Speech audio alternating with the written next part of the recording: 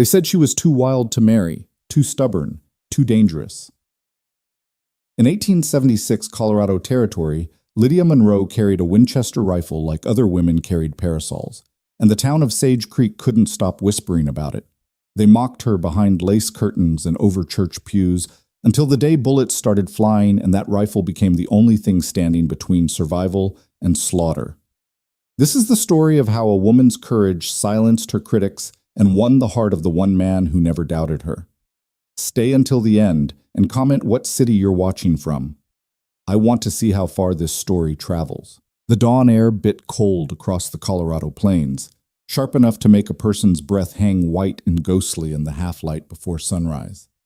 Most folks in Sage Creek were still wrapped in quilts, clinging to the last warmth of their beds.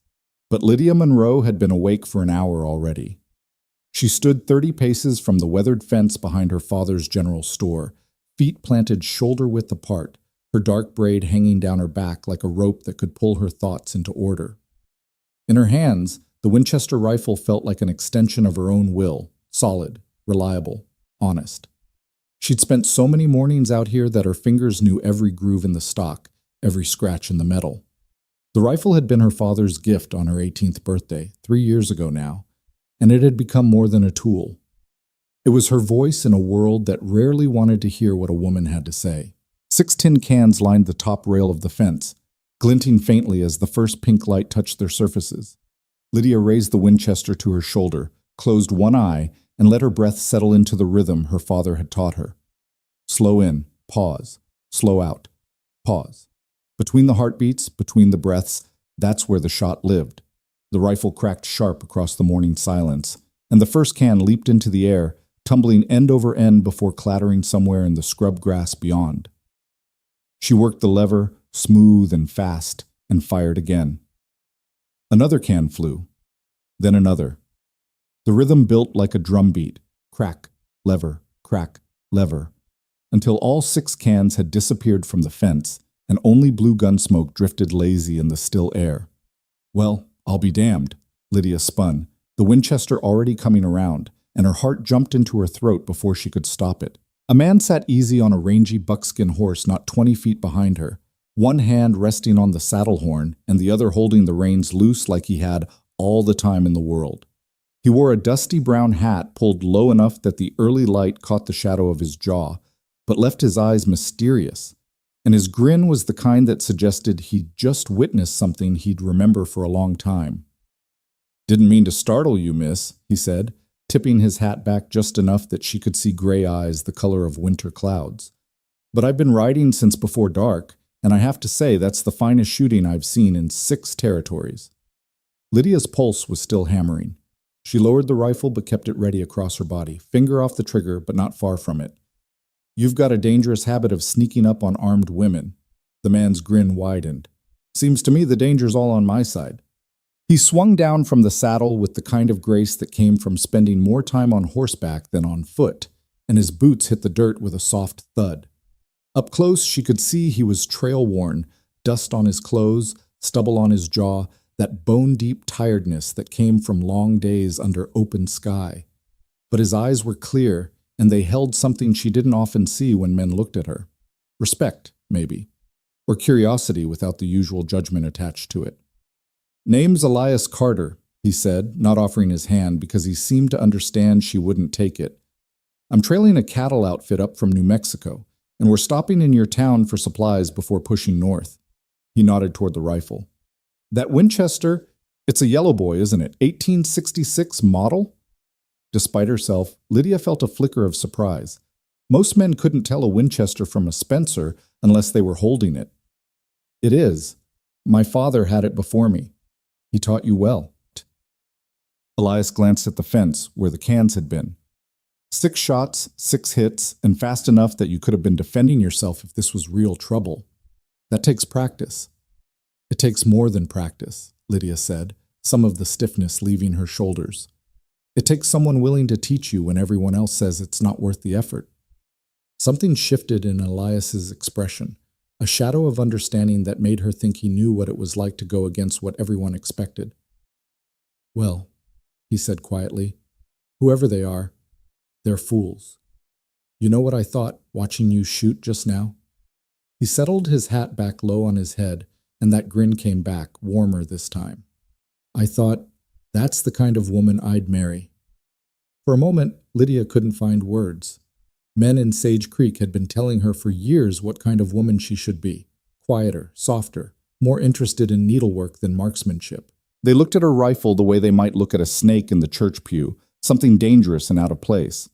And here was this stranger, dusty and half exhausted from the trail, saying the exact opposite like it was the simplest truth in the world.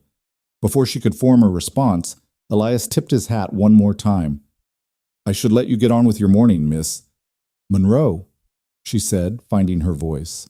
Lydia Monroe. Miss Monroe. He said it like he was committing it to memory. I expect I'll see you around town. If you're the one who runs the general store, I'll need to stock up before we head out.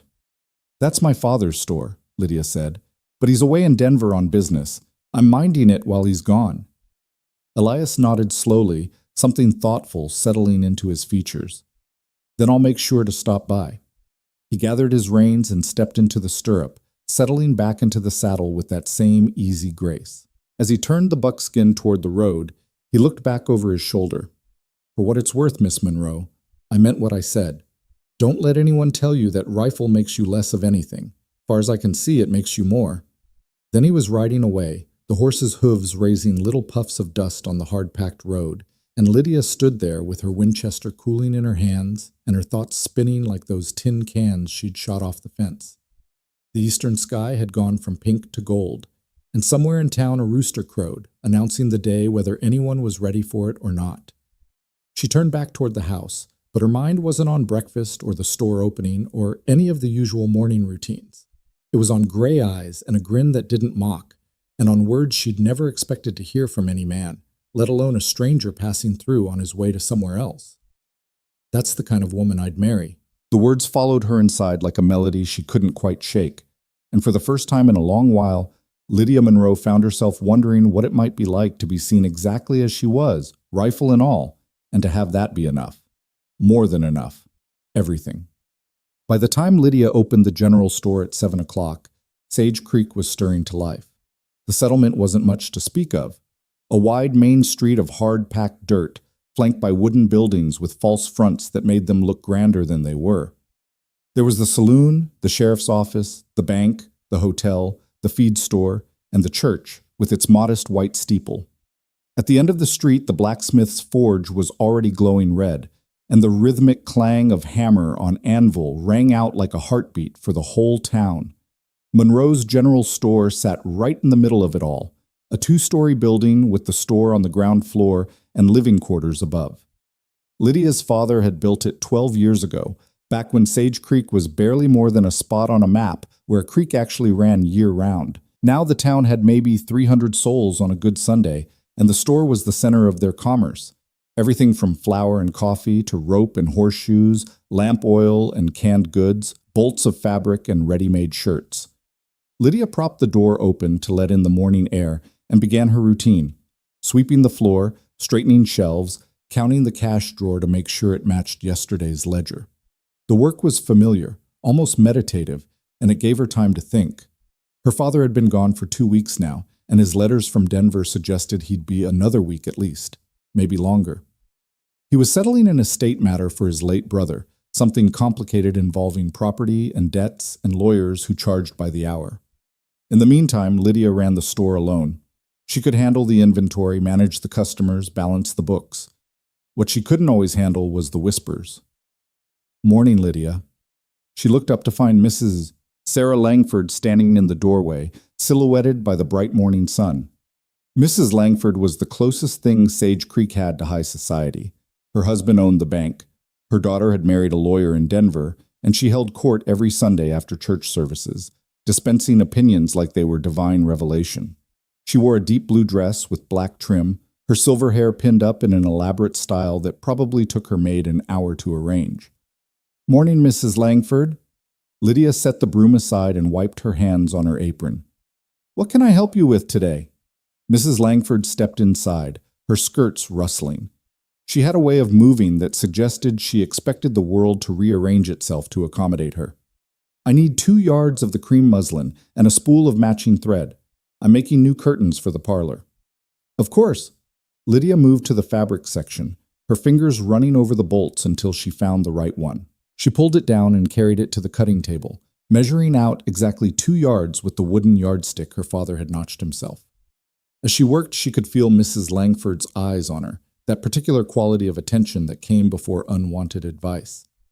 "I saw you this morning," Mrs. Langford said, her voice deceptively light. "Out behind the store with that rifle of yours." Lydia kept her focus on the fabric, marking the measurement with a piece of chalk. "Just practicing, same as always." "Yes, well," Mrs. Langford sniffed delicately. "That's what I wanted to speak with you about, dear. People are talking." "People are always talking." Lydia picked up her scissors and made a clean cut along the marked line. "That's what people do. They're saying you're becoming rather eccentric. A young woman, living alone, shooting guns like some kind of outlaw.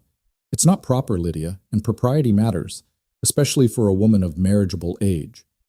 The scissors paused, just for a heartbeat, and then Lydia continued cutting.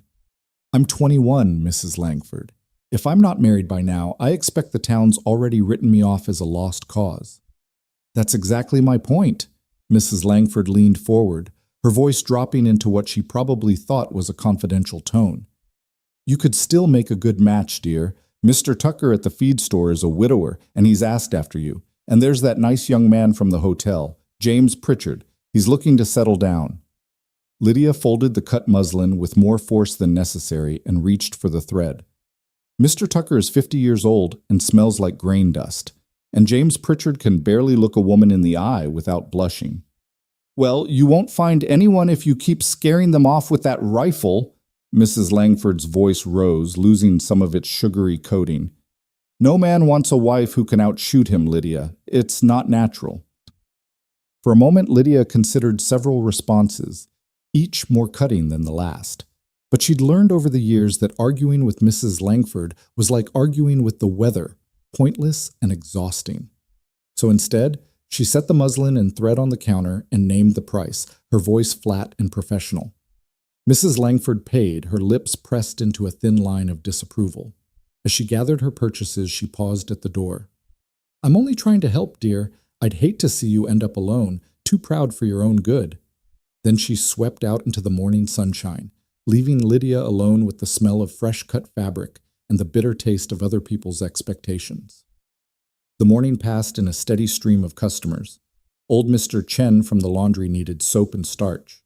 The widow Peterson bought coffee and sugar and spent 15 minutes complaining about her rheumatism. Tommy Haskins, who worked at the feed store and fancied himself a charmer, came in for tobacco and spent twice that long trying to convince Lydia to let him take her to the church social on Saturday. "Come on, Lydia," he said, leaning on the counter with what he probably thought was a winning smile.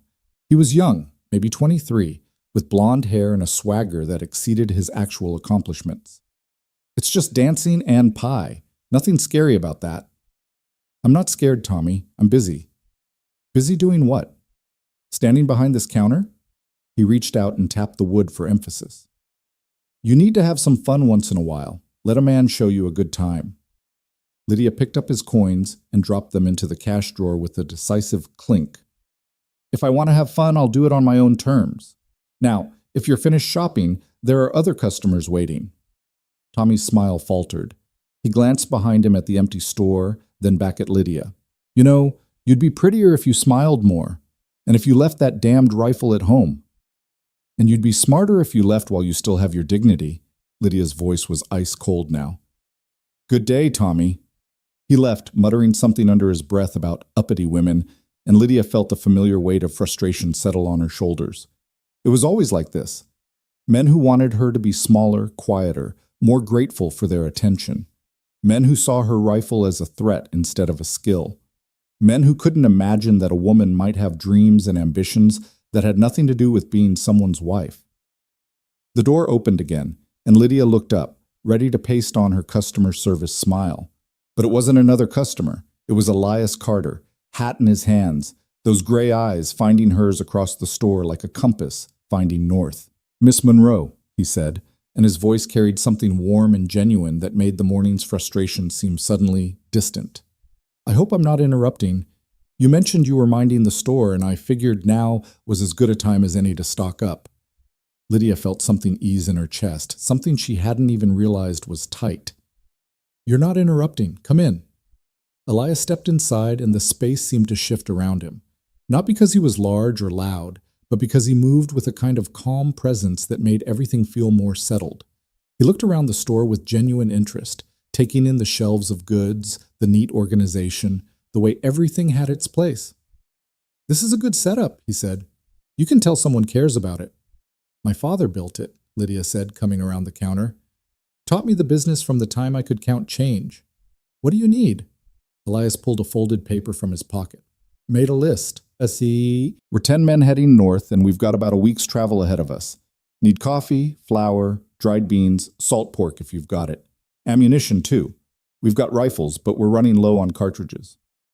As he read off the list, Lydia moved through the store, gathering items with practiced efficiency.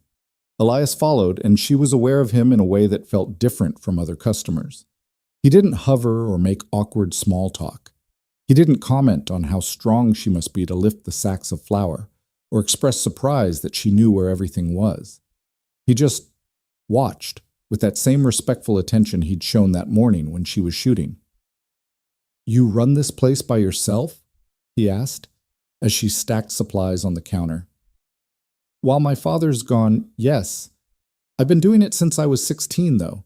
It's not as hard as people seem to think." "I don't imagine anything's as hard as people think when you're willing to learn it properly." Elias leaned against the counter, watching her work. "How long's your father been gone?" 2 weeks. Another week? Maybe more."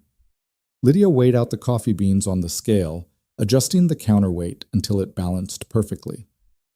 "He's settling his brother's estate in Denver. Legal matters." "So you're alone here." There was something in the way he said it, not judgment or concern, but simple acknowledgement. "I'm fine," Lydia said. "I can handle the store and take care of myself." "I saw that this morning."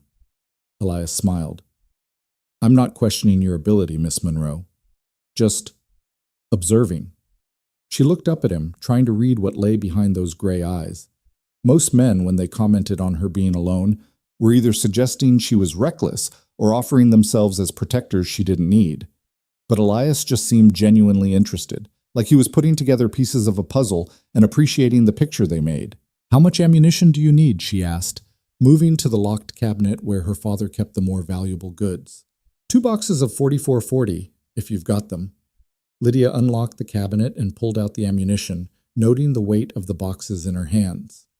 "You expecting trouble on the trail?" "Always expect trouble," Elias said. "That way you're ready when it comes, and pleased when it doesn't." He paused. "You carry that Winchester of yours around town?" "Not usually, but I keep it close." Lydia set the ammunition on the counter with the rest of the supplies. "Why?" "Just thinking." Elias straightened, his expression growing more serious. "My trail boss, he mentioned something when we came through the last town. There's been word of the Barlow gang operating in this territory. You heard of them?" A cold finger traced down Lydia's spine. She had heard of them. Everyone had. The Barlow gang was a group of outlaws led by 2 brothers, Roy and Jack Barlow, who'd been robbing banks in stages across Colorado and New Mexico for the past 2 years. They were known for being violent, unpredictable, and very good at disappearing into the wilderness before the law could catch up with them. "I've heard the name," Lydia said carefully. "But they usually hit bigger towns. Sage Creek doesn't have much worth stealing." "Maybe." Elias didn't look convinced. "But you've got a bank, and banks have money, and sometimes these gangs, they hit smaller towns because there's less law to deal with." He met her eyes. "I'm not trying to frighten you, Miss Monroe. Just be careful. Keep that Winchester close." Lydia nodded slowly. "I appreciate the warning." They finished the transaction in a more somber mood. Elias paid in silver coins, counting them out carefully, and Lydia helped him carry the supplies outside to where his horse was tied. The buckskin nickered softly as they approached, and Elias ran a hand down its neck with the easy affection of a man who trusted his horse as much as any human. Where are you camped? Lydia asked as Elias began securing the supplies to his saddle. About a mile north of town. There's a good spot by the creek with grass for the horses. He worked quickly, his hands sure on the ropes. We'll be here 2 days, maybe 3, letting the cattle rest before the push north. And then? Then we're driving them up to a ranch outside Cheyenne. After that, he shrugged, not looking at her. I suppose I'll find the next job. That's how it works when you're trailing cattle. You go where the work is. Lydia found herself wondering what that kind of life was like. Always moving, never settling, home being wherever you happened to stop for the night. It sounded lonely. Free maybe, but lonely. Must be hard, she said, never staying anywhere long enough to really know it. Elias finished with the ropes and turned to face her, and there was something in his expression that suggested she'd touched on a truth he didn't talk about often. It has its challenges, he admitted. You see a lot of country, meet a lot of people. But you're right, you never know any of it deep. You're always just passing through. You ever think about settling down? The question was out before Lydia could stop it, and she felt heat rise in her cheeks. It was too personal, too forward. But Elias didn't seem offended. Instead, he looked at her for a long moment, and she had the feeling he was deciding how honest to be. I think about it, he said finally. More than I used to. But settling down, that requires having somewhere to settle and someone to settle with. Most places I've been, I'm just another drifter. And most women, he smiled, but there was sadness in it. Most women want a man who's already established, a house, a business, something solid. They don't want a cowboy with dust in his pockets and no prospects beyond the next drive. Maybe you're asking the wrong women, Lydia said quietly. Their eyes met, and something passed between them. Recognition, maybe, or possibility. The kind of moment that feels suspended, like the world has paused to let something important happen. Then the moment broke as a commotion erupted down the street. Shouting, the sound of hoofbeats, and suddenly 3 riders were galloping through town raising dust and whooping like it was a celebration. Lydia recognized them immediately, cowboys from one of the outfits that sometimes passed through, young and wild and full of Saturday night energy on a Wednesday morning. Elias's jaw tightened. "Excuse me," he said, and swung up onto his horse with swift grace. He rode toward the commotion, not fast but with purpose, and Lydia saw him intercept the leader of the group, a big man with red hair and a beard that covered half his chest. She couldn't hear the conversation, but she saw Elias lean in close, saying something that made the red-haired man's expression shift from defiant to sheepish. A moment later, the 3 riders had turned their horses and were walking them sedately down the street instead of running them. The red-haired man tipped his hat to Elias, and there was respect in the gesture. Elias rode back to where Lydia stood. "Sorry about that. Some of the younger hands forget where they are. You're not with that outfit? Different crew, but we're all in the same trade, and we're all guests in your town." He looked down at her from the saddle, and his expression was serious. A man who can't respect where he is doesn't deserve to be there. Lydia found herself smiling. That's a good philosophy. It served me well. Elias touched his hat. I should get back. But thank you for the supplies, Miss Monroe, and for the conversation. Lydia, she said impulsively. You can call me Lydia. His smile was like a sunrise. Lydia, and you can call me Elias if you're so inclined. Elias, she repeated, testing how it felt to say his name. It felt good. Right. He turned the buckskin and started to ride away, but after a few paces he stopped and looked back. That offer I made this morning about you being the kind of woman I'd marry, I meant it, just so you know. Then he was riding away for real, and Lydia stood in the dusty street with her heart beating faster than it had any right to, watching him go and wondering what in God's name was happening to her careful, controlled, independent life. The rest of the day passed in a blur. More customers, more transactions, the endless rhythm of commerce. But Lydia's mind kept drifting back to gray eyes and a quiet voice saying words no one else had ever said. That's the kind of woman I'd marry. As if her rifle made her more instead of less. As if her independence was something to admire instead of something to tame. By the time she closed the store at 6 o'clock, she was exhausted but too restless to settle. She made herself a simple dinner, bread and cheese and yesterday's stew heated over the stove, and carried it upstairs to the living quarters. The space was small but comfortable.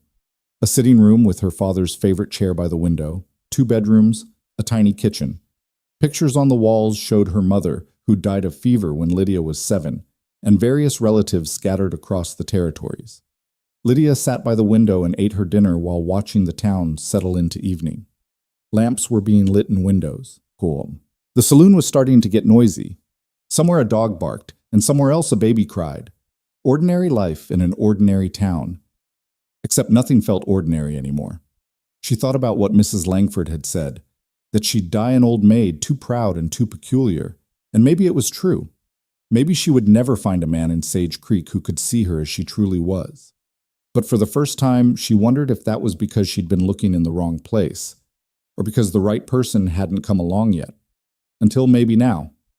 The thought was ridiculous. She'd known Elias Carter for less than 12 hours. He was a drifter, a cowboy passing through on his way to somewhere else. In 2 or 3 days, he'd be gone, and she'd never see him again. Getting attached to a man like that was the fastest way to heartbreak.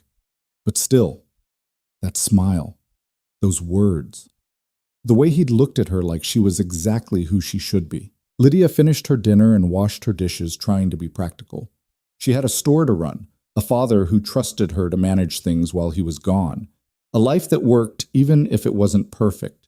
She didn't need complications. She didn't need romance. She certainly didn't need to start building dreams around a man who'd be nothing but a memory by the end of the week. She picked up her Winchester from where it leaned by the door and checked it automatically, a habit so ingrained she barely thought about it anymore. The rifle was clean, oiled, ready, 6 rounds in the magazine, 1 in the chamber. Always prepared, always alone. The thought came unbidden, and Lydia pushed it away. She wasn't lonely. She was independent. There was a difference. But as she climbed into bed that night, listening to the sounds of Sage Creek settling into darkness, she found herself thinking about what it might be like to not always be alone. To have someone who saw her, really saw her, and didn't want to change anything.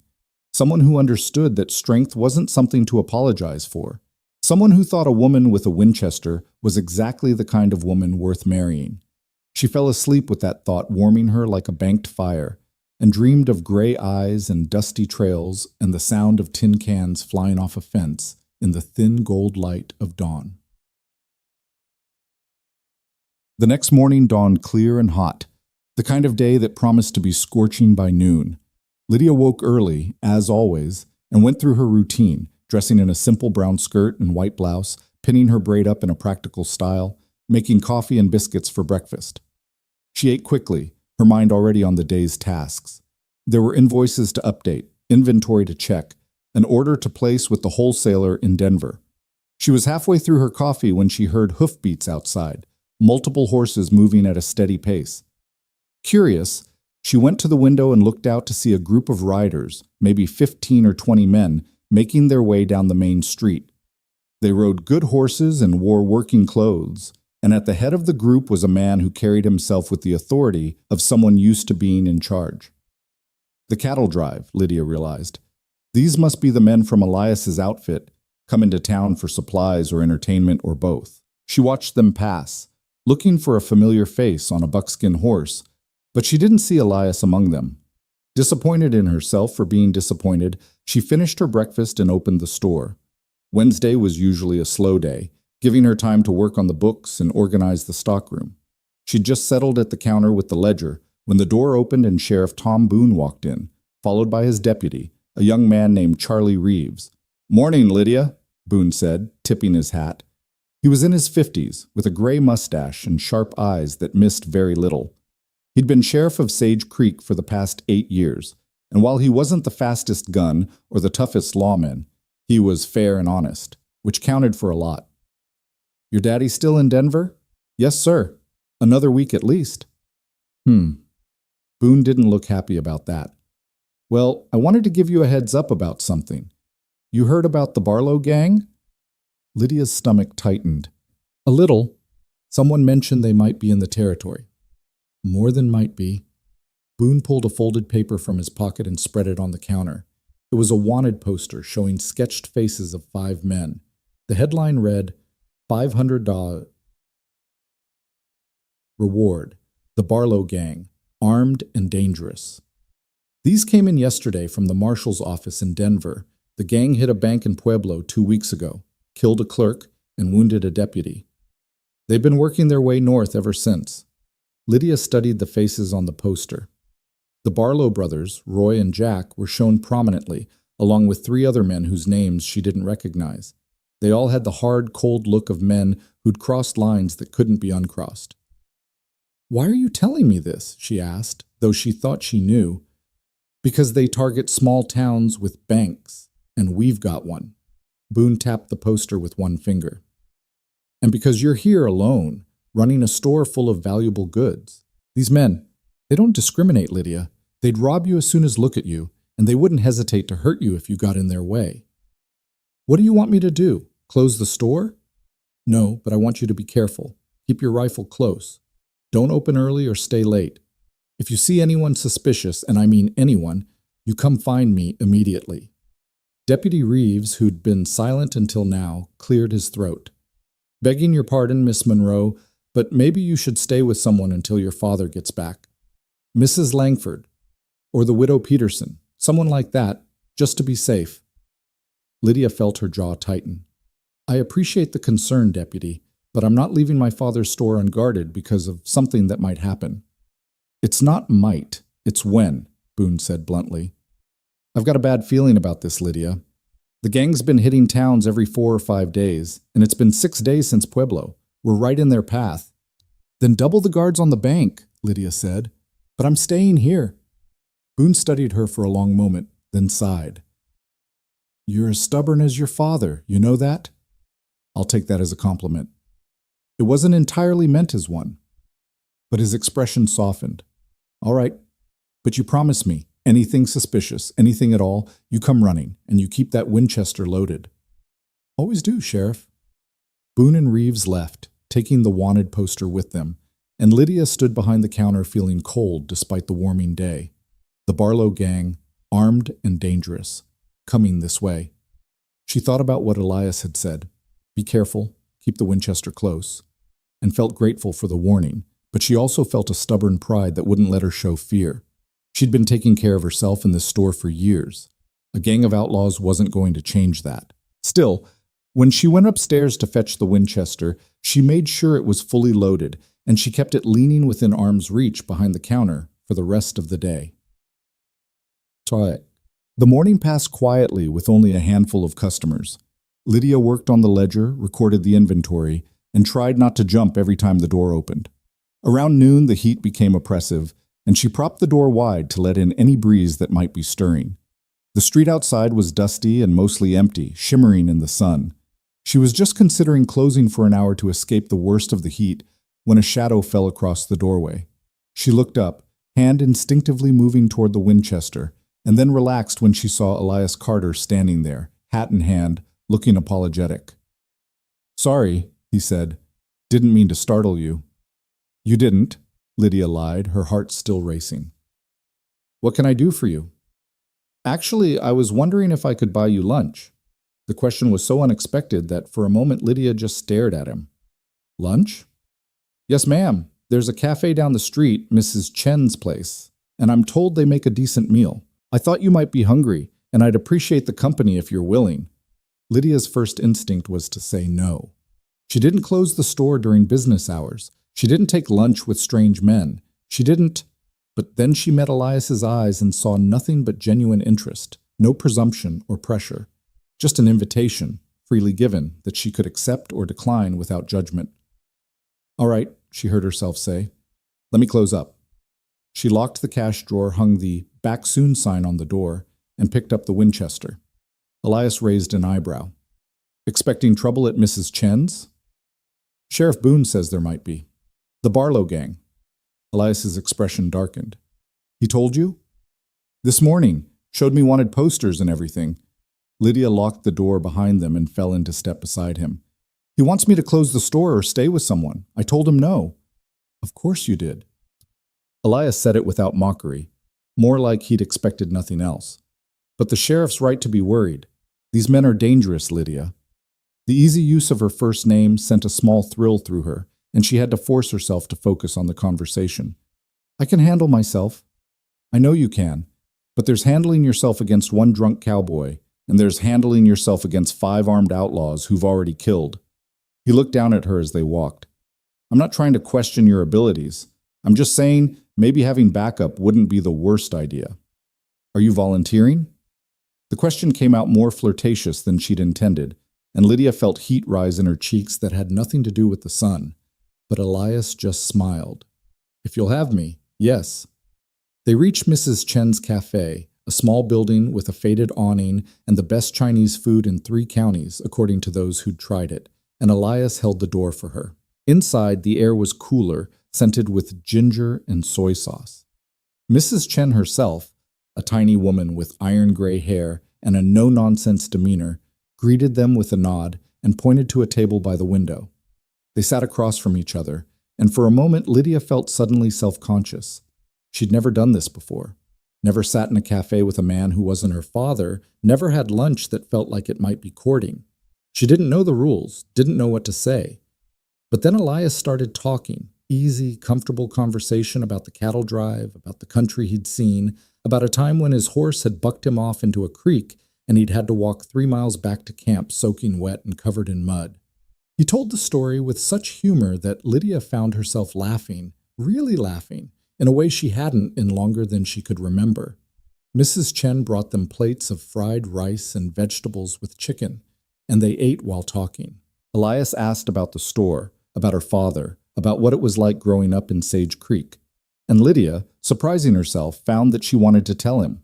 She talked about her mother, who'd died when she was young, about her father teaching her to shoot because he wanted her to be able to protect herself, about the loneliness of being different in a small town where different usually meant wrong. It's not that I don't like people, she said, pushing rice around her plate. It's just that they all seem to have this idea of who I should be, and when I don't match it, they don't know what to do with me. Elias nodded slowly. I know what you mean. I grew up in Missouri, on a farm. My father wanted me to stay, work the land, marry a local girl, have a mess of kids. Good, steady life, but I couldn't breathe there. Too small, too set. So I left when I was 17 and I haven't been back since. Do you regret it? Sometimes. Mostly, no. He met her eyes. I think some people are meant to stay in one place and sink roots deep, and some people are meant to move, to see what's over the next hill. Neither one's wrong. They're just different. But you said you think about settling down. I do. More and more. He leaned back in his chair, his expression thoughtful. But settling down, that's not just about stopping in one place. It's about finding the right place, the right reason, the right person. His eyes found hers again. I've been to a dozen towns in the last year alone. Nice towns, some of them. But I never felt like staying, until now. Lydia's heart kicked hard against her ribs. You've only been here a day. Sometimes a day's enough to know. Elias's voice was quiet, serious. Sometimes you meet someone and everything that seemed important before just shifts, changes perspective. They looked at each other across the table, and the cafe seemed to fall away. Lydia felt like she was standing at the edge of something vast and uncertain, thrilling and terrifying in equal measure. She'd built her life around independence, around not needing anyone, but here was someone who made her want to reconsider, who made her wonder if maybe strength wasn't just about standing alone, but about choosing who to stand with. Mrs. Chen appeared with a pot of tea, shattering the moment, and Lydia busied herself pouring while trying to calm her racing thoughts. They finished their meal talking about lighter things, the weather, the quality of Mrs. Chen's cooking, whether it would rain later in the week. But underneath it all ran a current of something deeper, something neither of them was quite ready to name, but both felt. When they stepped back outside, the afternoon sun hit them like a hammer. Elias walked Lydia back to the store, and she unlocked the door with hands that were steadier than she'd expected. Before she could go inside, Elias touched her arm gently. Thank you for the company, he said. I enjoyed it more than I can say. So did I. Lydia found herself smiling. Maybe we could do it again, before you leave? I'd like that. I'd like that a lot. He settled his hat on his head, that familiar gesture she was already coming to recognize. And Lydia? About what we talked about, the Barlow gang. I meant what I said. If they come, you'll need backup. My outfit's camped just north of town. You send word, and I'll come running. Promise me. Elias, promise me. The intensity in his voice surprised her, but she could see he meant it. All right, I promise. Good. He touched his hat and walked away, and Lydia stood in the doorway watching him go, the Winchester heavy in her hand and her heart beating a rhythm that felt like the start of something she'd never expected but might have been waiting for all her life. The afternoon heat pressed down on Sage Creek like a physical weight, turning the air thick and still. Lydia reopened the store and tried to focus on work, but her mind kept drifting back to lunch with Elias.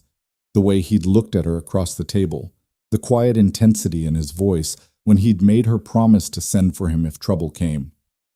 She'd spent years convincing herself she didn't need anyone, and now here was this man making her question everything she thought she knew about what she wanted. Around 3 o'clock, the bell above the door chimed and Tommy Haskins swaggered in, accompanied by 2 other young men from the feed store. They were laughing about something, that particular kind of loud male laughter that came from wanting everyone to know you were having a good time. Tommy's eyes landed on Lydia, and his grin widened. Well, well, he said, leaning against the counter in a way that suggested he thought he owned it. Heard you had lunch with one of those drifters today? That true, Lydia? Lydia kept her expression neutral as she set down the inventory list she'd been working on. I had lunch with a customer. What can I help you gentlemen with? A customer. Tommy snorted and looked at his friends. That what we're calling it now? Because word around town is you were looking mighty cozy with that cowboy at Mrs. Chen's. Heat rose in Lydia's cheeks, but she kept her voice level. My personal business is none of your concern, Tommy. Now, are you here to buy something or just to waste my time? One of Tommy's friends, a lanky boy named Pete, elbowed him in the ribs. Come on, Tommy, we need those nails for Mr. Henderson. But Tommy was on a roll now, his pride stung and his audience eager. I'm just saying, it's interesting. You turn down every decent man in this town, but some stranger rides through and suddenly you're all smiles. Makes a fellow wonder what he's got that we don't. Manners, for one thing, Lydia's voice had gone cold. And the good sense to know when he's not wanted. Tommy's face flushed red. You think you're better than us, don't you? With your fancy rifle and your independent ways. But let me tell you something, Lydia Monroe. You're going to end up alone and bitter, and when you do, don't come crying to any of us. I wouldn't dream of it. Lydia picked up the Winchester from behind the counter and set it deliberately on the surface between them, her hand resting near the trigger guard. Now get out of my store. For a moment, Tommy looked like he might argue. His jaw worked and his hands clenched into fists, but then Pete grabbed his arm and pulled him toward the door, muttering apologies over his shoulder. The 3 of them left in a cloud of wounded masculine pride, and Lydia stood alone behind the counter, shaking with anger, and something else she couldn't quite name. She dealt with men like Tommy all her life. Boys who thought rejection was a challenge, who couldn't understand that no meant no and not maybe later. But today it stung more than usual, maybe because she'd just spent an hour with a man who'd shown her how different it could be, how easy it was to talk with someone who actually listened, how good it felt to be seen. The rest of the afternoon crawled by. A few more customers came and went, but Lydia's mind was elsewhere. She kept thinking about the wanted poster Sheriff Boone had shown her, about the Barlow gang somewhere out there in the territory, moving closer. She thought about her father, safe in Denver, unaware of the potential danger brewing in his absence. She thought about Elias, camped north of town with his cattle outfit, and the way he'd made her promise to send for him if she needed help. By the time she closed the store at 6, Lydia was exhausted. She locked up carefully, checking the door twice, and carried the Winchester upstairs. The living quarters felt emptier than usual, the silence heavier. She made herself dinner, just beans and cornbread, nothing fancy, and ate while watching the sun sink toward the western mountains, painting the sky in shades of orange and gold. She was washing her dishes when she heard voices in the street below, raised in argument. Lydia dried her hands and went to the window, careful to stay back from the glass where she couldn't be seen. In the fading light, she could make out a group of men outside the saloon, cowboys from the various outfits camped around town, drinking and getting rowdy. It wasn't unusual for Wednesday night, but something about the energy felt different, more aggressive, more dangerous. As she watched, one man shoved another, and suddenly fists were flying. The fight spilled into the street, more men joining in, and Lydia saw Sheriff Boone come running from his office, Deputy Reeves right behind him. It took them several minutes to break up the brawl, and by the time they did, 2 men were bleeding and everyone was shouting. Lydia turned away from the window, her stomach tight with unease. The whole town felt on edge, like a storm was building just beyond the horizon. She checked the Winchester again, a useless gesture since she'd already checked it twice, and made sure all the windows were locked before climbing into bed. Sleep came slowly, and when it did, it was fitful and full of shadows. Thursday morning dawned gray and threatening, with heavy clouds piled up against the mountains and the smell of rain in the air. Lydia woke feeling unrested, her dreams having been full of nameless anxieties and half-remembered dangers. She went through her morning routine mechanically, dressing, pinning up her hair, making coffee that she barely tasted. The Winchester stood by the door where she'd left it, and she found herself checking it yet again before heading downstairs to open the store. The street was quiet, too quiet for a Thursday. The usual morning bustle seemed muted, as if the whole town was holding its breath. Lydia unlocked the store and began her opening routine, but she couldn't shake the feeling that something was coming. Something bad. Around 9 o'clock, Mrs. Langford came in with her daughter-in-law, a mousy woman named Catherine, who rarely spoke unless spoken to. Mrs. Langford needed thread and buttons, and she kept up a running commentary about the fight last night, the state of morals in Sage Creek, and how things were so much better when she was young. Catherine trailed behind her like a shadow, agreeing with everything and offering nothing of her own. "It's those cattle outfits," Mrs. Langford declared, examining buttons with a critical eye. "Bringing their rough men into our decent town. The sheriff should run them all off before someone gets seriously hurt." "The cattle outfits bring business," Lydia said, keeping her voice neutral. "Without them, half the shops in town would go under." "Business isn't everything, dear. Safety matters more." Mrs. Langford selected 3 buttons and brought them to the counter.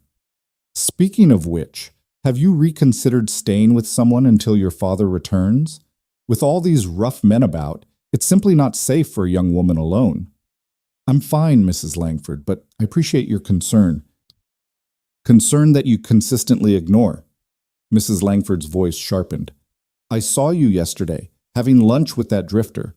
The whole town saw you. What would your father say?"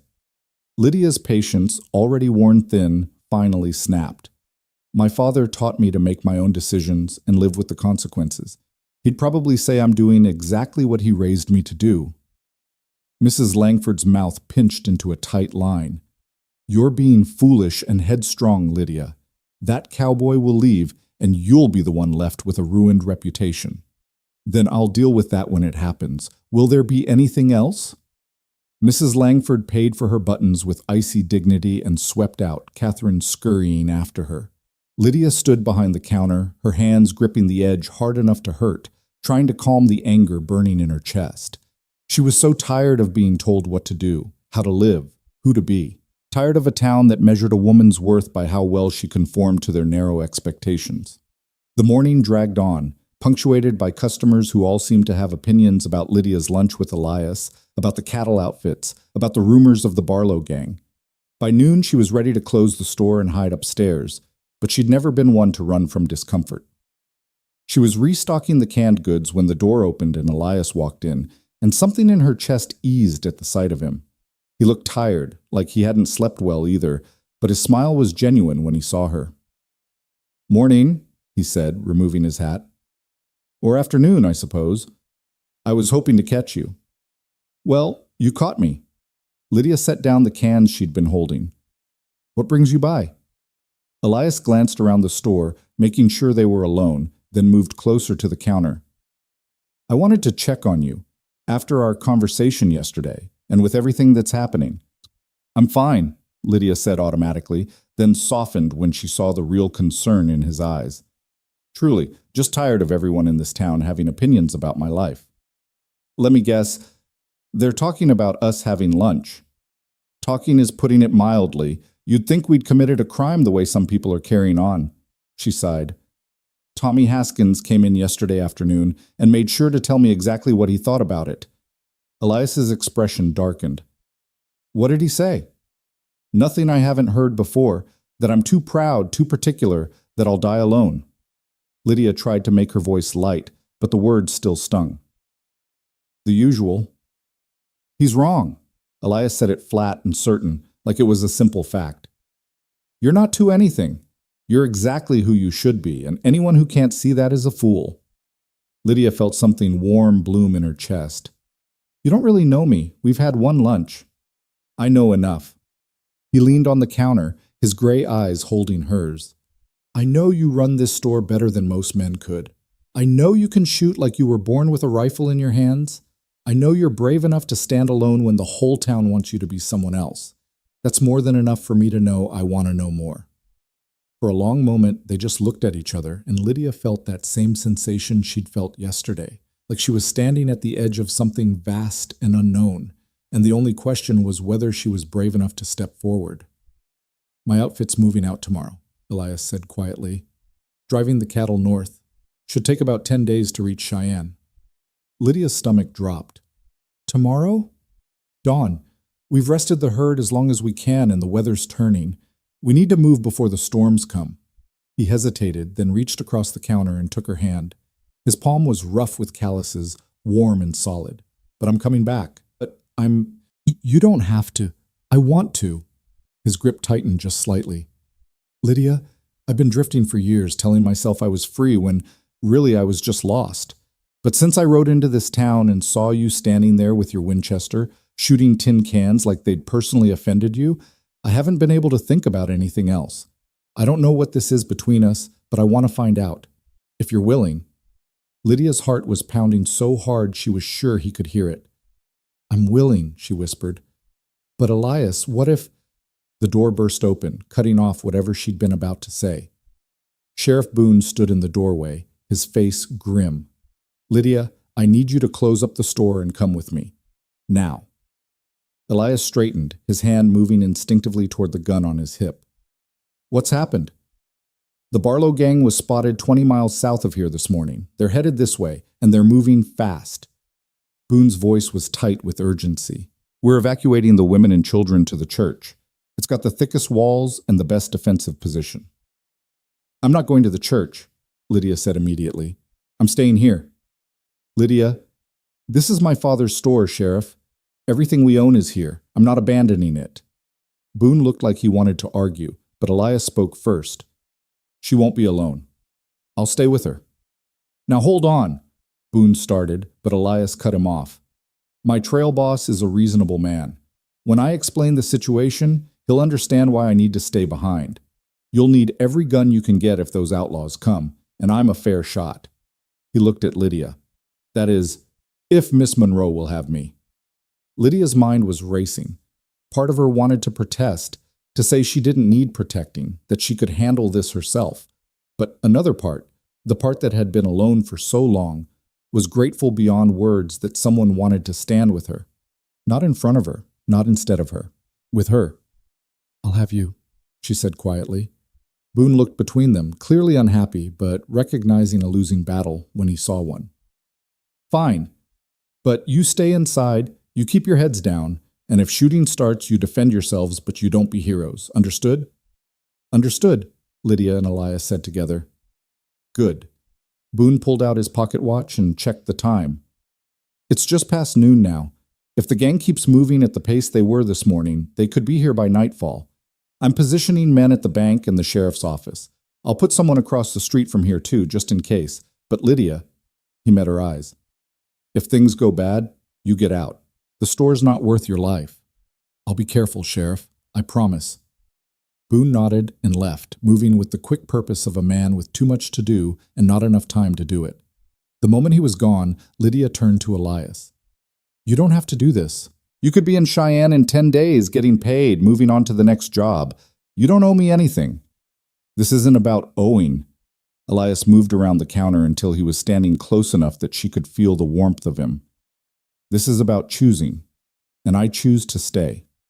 Lydia looked up at him, at the steady certainty in his gray eyes, and felt something shift inside her. All her life, she'd been fighting to prove she didn't need anyone. But maybe the real strength was knowing when to let someone stand beside you. When to stop being alone, not because you had to, but because you wanted to. "Thank you," she said softly. Elias smiled. "Thank me when this is over and we're both still standing." He glanced around the store. "Now, let's figure out how we're going to defend this place." They spent the next 2 hours preparing. Elias rode out to the cattle camp and explained the situation to his trail boss, a grizzled veteran named McCreary, who took one look at Elias's face and said, "Go, we'll manage without you." He returned with his rifle, ammunition, and a grim determination that matched Lydia's own.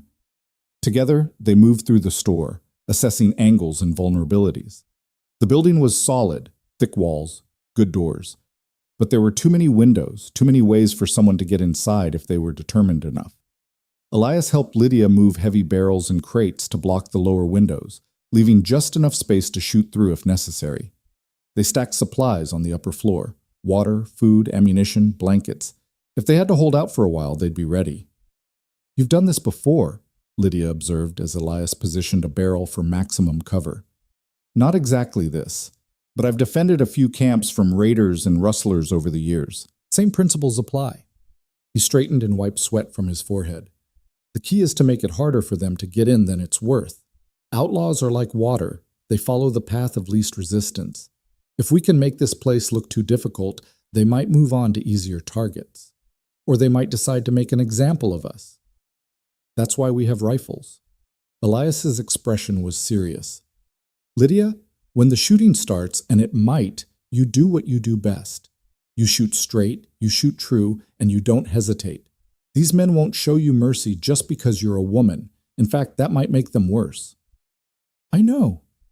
Lydia checked her Winchester for what felt like the 100th time that day. "My father taught me a long time ago that being a woman means you have to be twice as good and twice as careful. I'm both." "I don't doubt it." Elias paused, then reached out and tucked a loose strand of hair behind her ear. The gesture was so gentle, so intimate, that it made Lydia's breath catch. "I just want you to know, whatever happens tonight, I'm glad I met you. I'm glad I stayed." "Elias, let me finish." His hand lingered near her cheek. "When this is over, when your father comes back and things settle down, I want to court you properly. Take you to dinner, take you riding, whatever it is you do in this town. I want to see if this thing between us is as real as it feels. Because, Lydia, I have never felt anything like this before, and I don't want to let it slip away without fighting for it." Lydia's eyes stung with unexpected tears. "I want that too," she whispered. "More than I thought I could want anything." Elias leaned in slowly, giving her time to pull away if she wanted, but she didn't want to. When his lips met hers, soft and tentative and full of promise, it felt like every locked door inside her suddenly opened.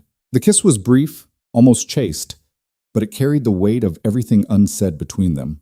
All the possibility, all the hope, all the fragile courage it took to reach for happiness in an uncertain world. When they pulled apart, Elias rested his forehead against hers. "Well," he said, a smile in his voice, "that's one more reason to make sure we both survive tonight." Despite everything, the danger, the uncertainty, the fear, Lydia found herself laughing. "Come on," she said. "Let's finish getting ready." They worked until the sun began to sink toward the mountains, turning the clouds from gray to bronze.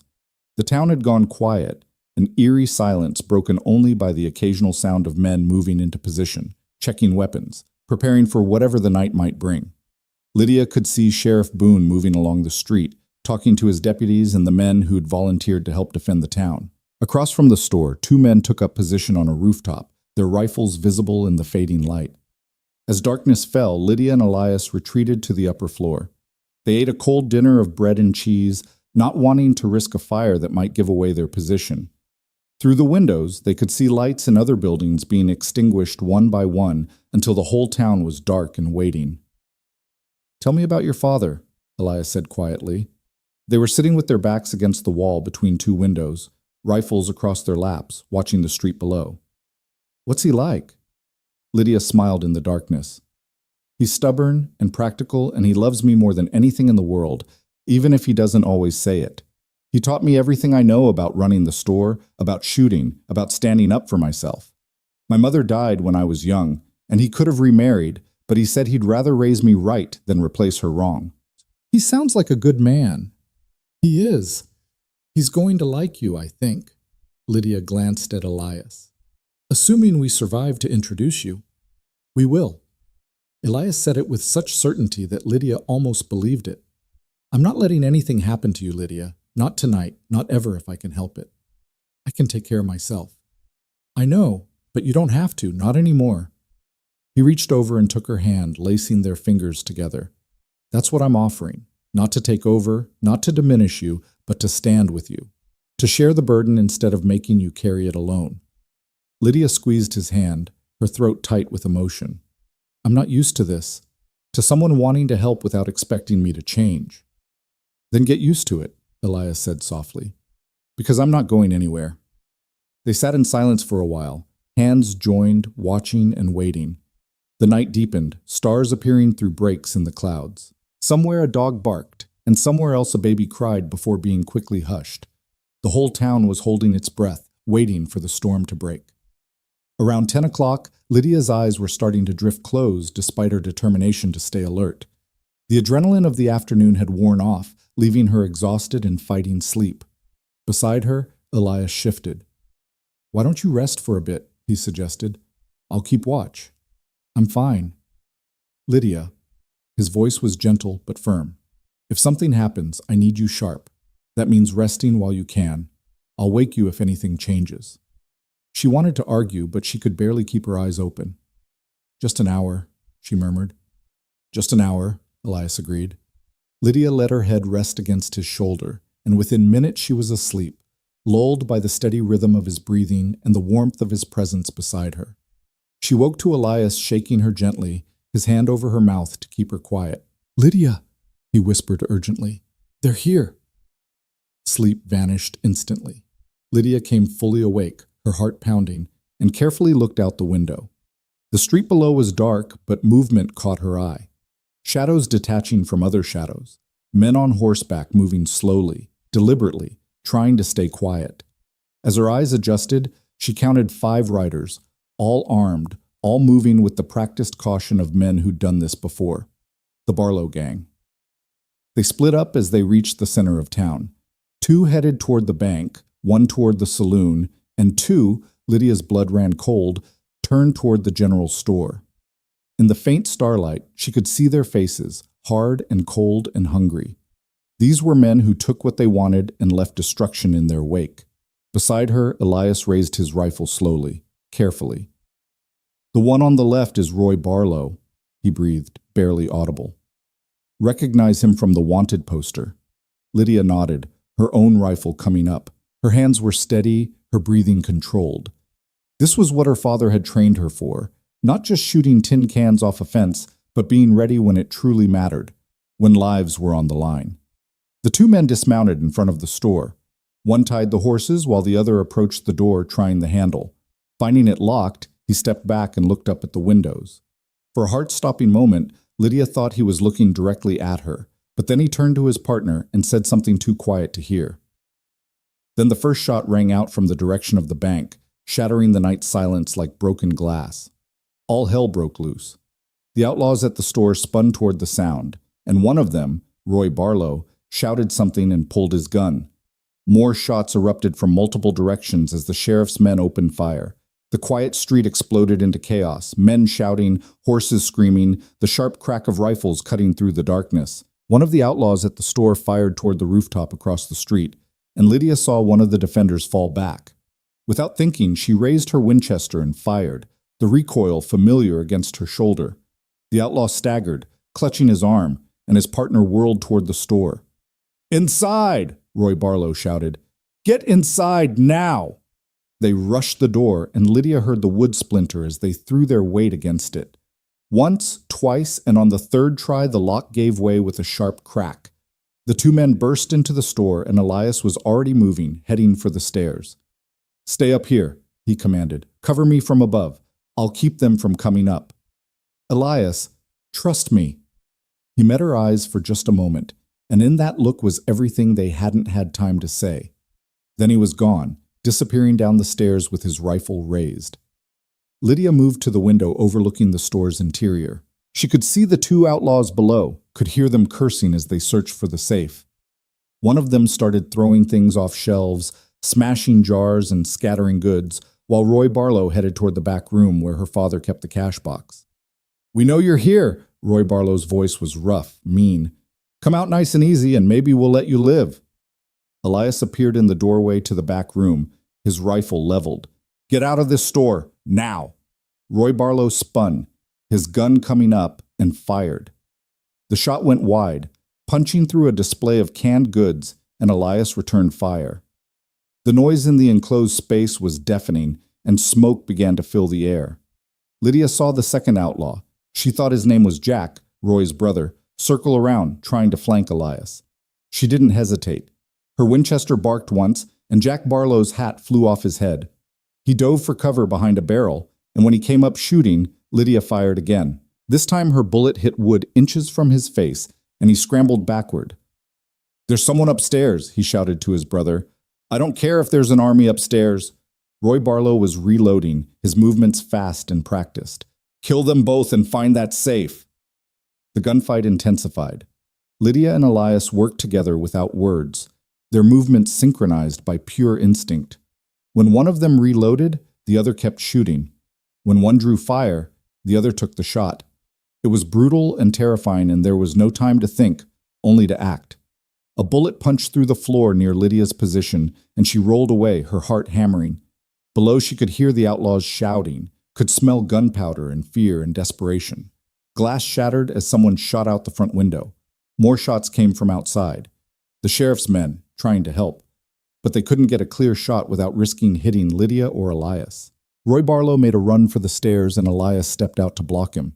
They traded shots at close range, so close Lydia didn't see how both men could miss, but they did. Then Elias swung his rifle like a club, catching Roy across the jaw and sending him stumbling backward into a shelf. The whole thing collapsed in a crash of wood and goods. "Roy!" Jack Barlow screamed and fired wildly. One shot caught Elias in the shoulder, spinning him around.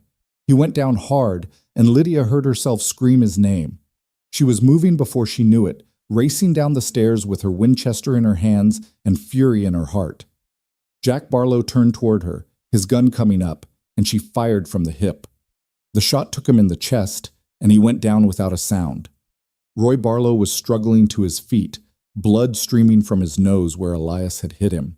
He saw Lydia and raised his gun, and for a frozen instant they stared at each other across the wreckage of the store. His finger tightened on the trigger. The shot came from the doorway, and Roy Barlow jerked and fell. Sheriff Boone stood there, his rifle smoking, his face grim. "Stay down!" he shouted, but the fight was already over. The gunfire outside had stopped, leaving only the ringing silence and the smell of smoke. Lydia dropped to her knees beside Elias. He was conscious, clutching his shoulder, blood seeping between his fingers. "I'm okay," he gasped. "Just grazed me." "Lydia, are you?" "I'm fine." Her hands were shaking as she pressed her handkerchief against his wound, trying to stop the bleeding. "You're hurt." "I'll live." He managed a pained grin. "Can't get rid of me that easy." Sheriff Boone and Deputy Reeves were checking the bodies. Jack Barlow was dead, and Roy Barlow was unconscious but breathing. Outside they could hear more shouting, more movement. The rest of the gang had either fled or been captured. "You two all right?" Boone asked, kneeling beside them. "We will be." Lydia helped Elias sit up, still holding pressure on his shoulder. "What about the rest of the town?" "One of my deputies took a bullet in the leg, but he'll recover. We got 2 of the gang outside the bank, 1 dead, 1 wounded. The 5th one took off running when the shooting started. We'll catch him." Boone looked around at the destroyed store, his expression weary. "Your father's going to have a fit when he sees this." "My father's going to be grateful we're alive." Lydia met his eyes. "Thank you, Sheriff, for everything." Boone nodded and stood. "Doc Miller's setting up at the hotel to treat the wounded. Get Carter over there. And Lydia?" He paused at the door. "You did good tonight, real good." Then he was gone, and Lydia and Elias were alone in the ruins of the store. Around them lay shattered glass, splintered wood, scattered goods, and the acrid smell of gunpowder. But they were alive, together. And somehow, impossibly, that was enough. "Remind me," Elias said hoarsely, his good hand finding hers. "Never to doubt you, Miss Monroe." Lydia laughed, a sound caught somewhere between relief and tears. "Come on," she said softly. "Let's get you to the doctor." As dawn began to lighten the eastern sky, washing away the darkness and revealing the full extent of the night's damage, Lydia helped Elias to his feet. They walked out together into the new day, and whatever came next, she knew they would face it the same way they'd faced the Barlow gang, side by side, equals, partners, together. The walk to the hotel felt longer than it should have, every step reminding Lydia of how close they'd come to not making it at all. Elias leaned on her more heavily than he wanted to admit, his face pale in the growing dawn light, but he kept his feet moving and didn't complain. Blood had soaked through the handkerchief she'd pressed to his shoulder, and she could feel the warmth of it seeping into her own sleeve where she supported him. The street was coming alive with people emerging from their hiding places, faces shocked and pale as they surveyed the damage. Bullet holes pocked the front of the bank. The saloon's window was shattered. A horse lay dead in the middle of the street, and someone had already covered it with a blanket. Men were carrying bodies, the outlaws who hadn't survived, toward the undertakers, and the sight made Lydia's stomach turn, even though she'd been the one to pull the trigger on Jack Barlow. She'd killed a man. The thought kept circling through her mind like a bird she couldn't shoo away. She'd aimed and fired and watched him fall, and even though it had been him or Elias, even though she'd had no choice, the weight of it settled on her shoulders like stones.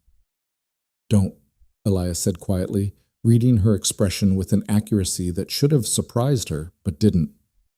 "Don't carry that. You did what you had to do." "I know." Her voice came out smaller than she wanted, but knowing doesn't make it lighter. "No," he agreed. "It doesn't. But you're alive, and I'm alive. And that man would have killed us both without a second thought. Remember that when the weight gets too heavy." They reached the hotel just as Doc Miller was setting up his makeshift surgery in the dining room. The doctor was a thin man in his 60s with steady hands and kind eyes, and he took one look at Elias and pointed to a chair. "Sit. Let me see it."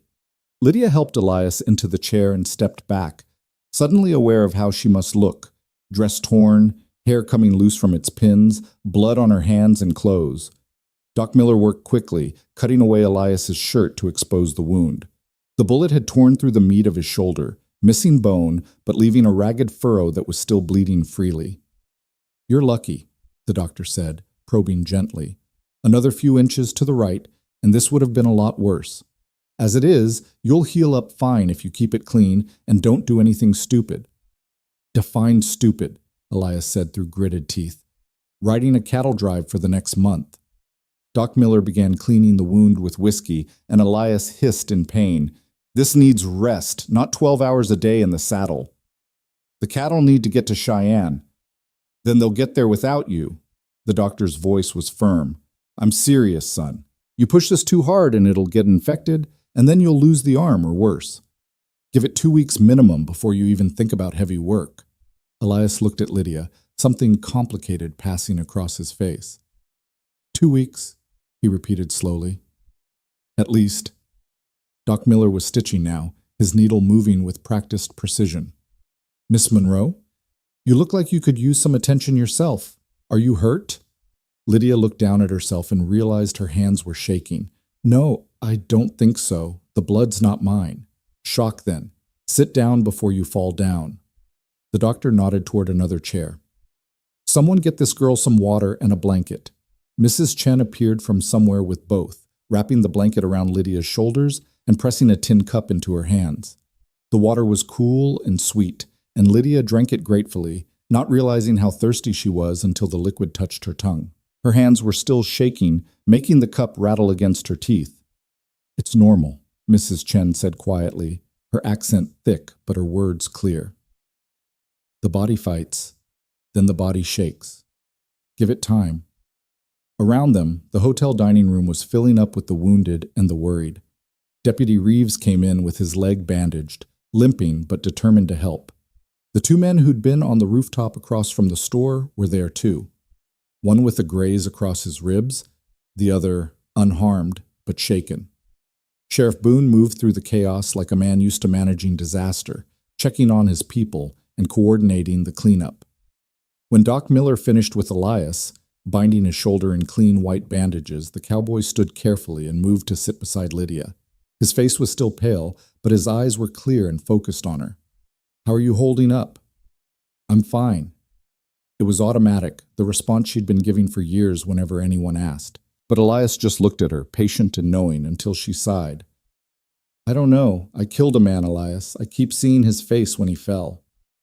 "I know." He took her hand, mindless of the blood still on her fingers. "It doesn't get easier, but it does get more distant, like a bad dream that fades with time." "You've done this before." It wasn't a question, but he answered anyway. "Twice. Once when raiders attacked a camp I was working, and once when a rustler pulled a gun on my trail boss. Both times I had no choice, and both times I spent the next week wishing I'd found another way." He squeezed her hand gently. "But here's what I learned. You can carry regret, or you can carry gratitude. Regret that you had to do it, or gratitude that you survived to see another day. Eventually, you have to choose which one weighs less." Lydia leaned her head against his good shoulder, too tired to worry about propriety or what anyone might think. "When did you get so wise?" "I'm not wise. I'm just old enough to have made most of the mistakes already." She could hear the smile in his voice. "Though sticking around this town might be the smartest decision I've made in years." "You heard what Doc Miller said. 2 weeks minimum." "I did." Elias was quiet for a moment. "My trail boss won't hold my place that long. He'll have to hire someone else to finish the drive." "I'm sorry." And she was, even though a selfish part of her was glad he wouldn't be leaving. "I know you needed that work. I'll find other work." He said it with such easy certainty that Lydia lifted her head to look at him. "Your town needs a deputy, doesn't it? I saw Sheriff Boone earlier, and he mentioned he's been short-handed for months. Figure I could do that job as well as anyone." Lydia's heart kicked against her ribs. "You'd stay for a deputy's job?" "I'd stay because I want to stay. The job's just an excuse." Elias met her eyes, and there was something so open and honest in his expression that it made her chest ache. "I meant what I said last night, Lydia. I want to see where this goes, and I can't do that from Cheyenne." Before she could respond, Sheriff Boone approached them, looking more tired than Lydia had ever seen him. His face was drawn with exhaustion, and there was blood spattered across his vest. "Miss Monroe, Carter, glad to see you both upright." "What's the final count?" Elias asked. 3 of the gang dead, including Jack Barlow. Roy Barlow's in a cell nursing a concussion and a broken nose. The 5th man, fellow named Pete Hoskins, got away, but we'll catch him eventually. Boone rubbed his face. "On our side, Deputy Reeves took a bullet in the leg, but he'll recover. Tom Henderson at the bank got grazed across the scalp. And there's property damage all over town. Worst of it at your store, Lydia." "I know." She'd been trying not to think about that, about what her father would say when he returned to find his business in ruins. "How bad is it?" "Bad enough that you won't be opening for business anytime soon. Windows smashed, shelves destroyed, inventory scattered or shot up." Boone's expression softened. "But you're alive, and that's what matters." "Your father would say the same." "I hope so." Lydia stood, the blanket falling from her shoulders. "I should go back, start cleaning up." "Not yet, you won't." Doc Miller appeared beside them, his hands still bloody from treating wounds. "You need rest, young lady, real rest, not the kind where you work yourself into exhaustion pretending you're fine." "I can't just—" "Yes, you can." Mrs. Chen was there too, her small hand firm on Lydia's arm. "You come stay at my house today. Sleep, eat, recover. The store will still be there tomorrow." Lydia wanted to argue, but she was so tired her bones ached with it. The adrenaline that had kept her going through the night had drained away, leaving nothing but exhaustion and the shakes that wouldn't quite stop. "All right," she said finally, "just for today." "Good girl." Mrs. Chen looked at Elias. "You too, Cowboy. You need rest more than anyone." "I'll find somewhere," Elias started, but Sheriff Boone cut him off. "You'll stay at the hotel, on the town's coin. You help defend Sage Creek and we take care of our own. He paused. Speaking of which, I meant what I said earlier. I could use a deputy, and you've proven yourself 10 times over. Position pays $40 a month plus room and board. It's not fancy, but it's steady work if you want it. Elias glanced at Lydia, and she saw the question in his eyes. She nodded, just slightly, and something in him settled. I'll take it, Sheriff. Thank you. Don't thank me yet. There's paperwork. Baboon was smiling, the first real smile Lydia had seen from him all night. Welcome to Sage Creek, Deputy Carter. Try not to get shot again in your first week. As the sun climbed higher, burning away the last traces of night, Lydia let Mrs. Chen lead her out of the hotel and down the street toward the small house behind the laundry. She looked back once and saw Elias watching her, his hand raised in a small wave, and despite everything, the violence, the fear, the man she'd killed, she felt something like hope blooming warm in her chest. He was staying. He'd chosen to stay. For her. Lydia slept for 6 hours straight, dreamless and deep, and woke to find the sun well past noon and Mrs. Chen sitting beside the bed with a tray of food. Hot soup, fresh bread, and tea that smelled of ginger and something else she couldn't identify. Her body ached in places she didn't know could ache, and her hands were sore from gripping the Winchester so tightly, but she was alive, whole, safe. Eat, Mrs. Chen commanded, setting the tray across Lydia's lap. Then we talk. Lydia ate, discovering she was ravenous. She'd barely touched food yesterday, too nervous to eat, and now her body was demanding fuel. The soup was rich with chicken and vegetables, the bread still warm from the oven, and she cleaned her plate without meaning to. Mrs. Chen watched with satisfaction, then took the tray and settled back in her chair. You did a brave thing last night, the older woman said. A hard thing. How does your heart feel? It was such a direct question that Lydia didn't have time to formulate a polite answer. Heavy, she said honestly. Grateful. Confused. All of it at once. That is normal. You took a life to save a life. The Buddha teaches that all life is sacred, but he also teaches that we must protect those we love. Mrs. Chen folded her hands in her lap. You protected the cowboy. You protected yourself. You protected this town. That is not a small thing. I keep thinking about his family, Jack Barlow's. He must have had someone who loved him once, maybe still does. Perhaps. But he chose his path, and his path led him to your store in the middle of the night with a gun in his hand. You did not make that choice for him. Mrs. Chen leaned forward. Listen to me, Lydia Monroe. You can carry grief for the necessity of what you did. That shows you have a good heart. But do not carry guilt for surviving. That serves no one. Lydia nodded, feeling tears prick at her eyes. Thank you for letting me stay here, for the food and the words and all of it. You're a good girl who has been alone too long, Mrs. Chen smiled. But I think perhaps not so alone anymore, yes? The cowboy, he looks at you like you are the sunrise after a long night. Heat rose in Lydia's cheeks. We barely know each other. Sometimes the heart knows before the head catches up. My husband, he asked to marry me 3 days after we met. I said yes, and we had 42 years together before he died. Mrs. Chen stood, gathering the tray. Rest more if you can. When you are ready, the cowboy is at the hotel asking after you every hour. Go see him. Let him see you are well. The heart heals faster when it is not worried. After Mrs. Chen left, Lydia lay back on the bed and stared at the ceiling. Everything had changed in the space of 2 days.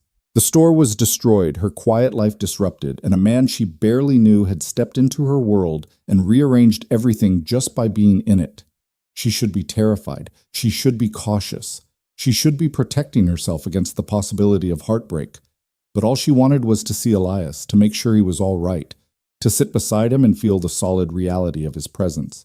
She got up, washed her face and hands in the basin Mrs. Chen had left, and did what she could with her hair. Her dress was ruined, blood-stained and torn beyond saving, but Mrs. Chen had laid out a simple blue dress that must have belonged to her daughter before she married and moved to San Francisco. It fit well enough, and when Lydia looked at herself in the small mirror, she saw a woman who looked tired and bruised but unbroken. She walked back through town, and everywhere she went, people stopped to speak to her. Men touched their hats and thanked her for helping defend the town. Women who'd crossed the street to avoid her just days ago now smiled and called her brave. Even Mrs. Langford stopped her outside the dry goods store, her expression complicated. "Miss Monroe," she said stiffly, "I owe you an apology. I was wrong about many things, and I'm woman enough to admit it. What you did last night was remarkable." "I did what anyone would have done." "No." Mrs. Langford's voice was firm. "You did what most people wouldn't have the courage to do. You stood your ground and defended what was yours, and you saved lives doing it. That rifle of yours—" She paused, seeming to struggle with the words. "That rifle makes you exactly who you should be. I'm sorry I tried to convince you otherwise." Lydia felt something loosen in her chest, a tension she'd been carrying for so long she'd forgotten it was there. "Thank you, Mrs. Langford. That means more than you know." "And that young man, the cowboy, he fought beside you?" When Lydia nodded, Mrs. Langford smiled. "Then you have my blessing, if it matters. Any man who would stand with you instead of in front of you is worth keeping." By the time Lydia reached the hotel, word of her presence had spread, and a small crowd had gathered. They wanted to hear the story, wanted to know what happened inside the store, wanted to touch her like she was some kind of talisman against their own fears. It was overwhelming and exhausting, and she was grateful when Sheriff Boone appeared and cleared a path. "All right, folks, give the girl some air. She's been through enough without you all pestering her." He guided Lydia inside and up the stairs to the second floor. "Carter's in room 7. Doc Miller's orders are rest and quiet, so don't keep him up too long." "I won't. Thank you, Sheriff." "Stop thanking people and go see your cowboy." But Boone was smiling when he said it. Lydia knocked softly on the door of room 7, and Elias's voice called for her to enter. She opened the door to find him sitting up in bed, his shoulder heavily bandaged and his shirt off. The sight of him, alive, whole, looking at her with such relief, made her throat tight. "Lydia." He started to get up, but she waved him back down and crossed to sit on the edge of the bed. "Mrs. Chen said you were resting. Are you all right?" "I'm fine. Are you?" "Better now." He reached out with his good hand and tucked a strand of hair behind her ear, the gesture so familiar already that it made her heart ache. "I was worried. You looked so shaken this morning." I am, but I'm dealing with it." She covered his hand with hers. "Doc Miller says you need to rest." "I've been resting for hours. I'm going crazy just sitting here." He shifted, wincing slightly. "How bad is the store?" "I haven't been back yet. Sheriff says it's pretty destroyed." Lydia tried to keep her voice steady. "My father's going to be devastated." "Your father's going to be grateful you're alive. Everything else can be fixed or replaced." Elias studied her face. "When does he get back?" "He said another week, but I'm going to send a telegram today asking him to come home sooner. He needs to know what happened." "And what are you going to tell him about me?" The question hung in the air between them, weighted with everything unspoken. Lydia looked at him.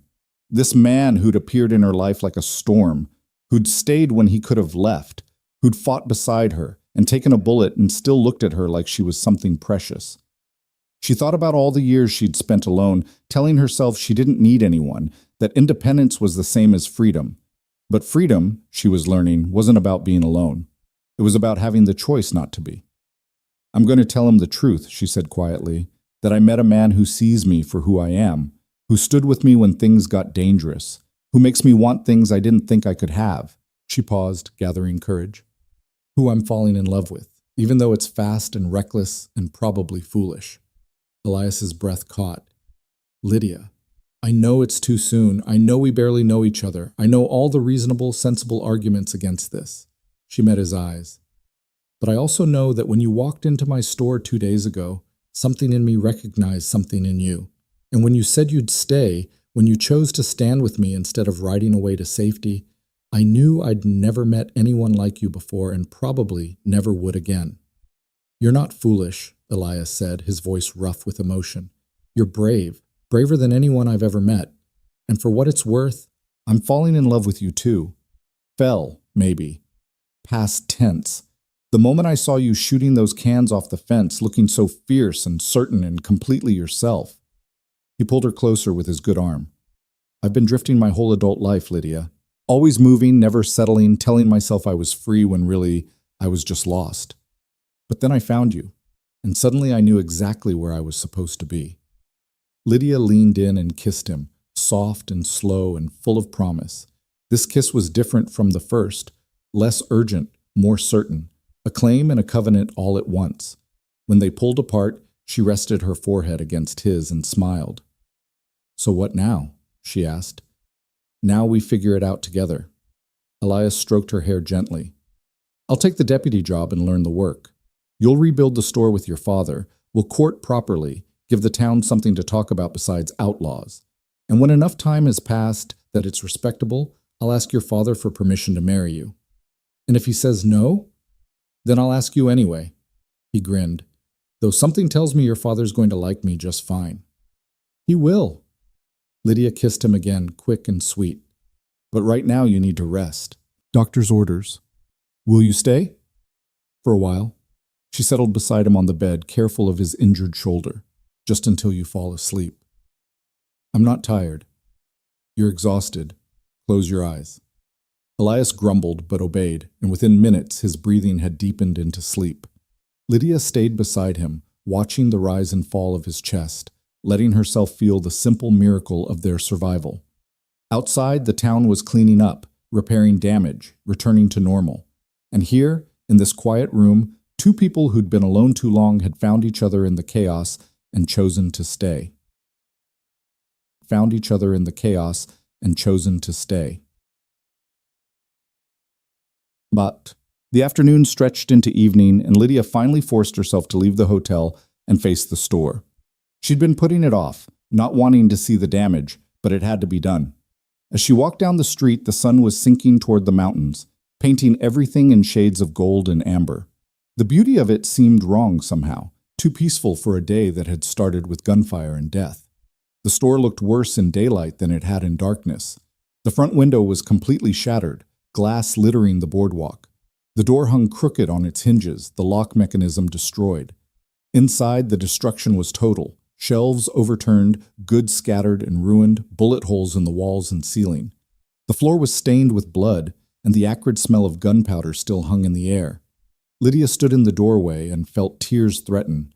This was her father's dream, his life's work, and she'd let it be destroyed. Never mind that there'd been no choice, that she'd done what she had to do.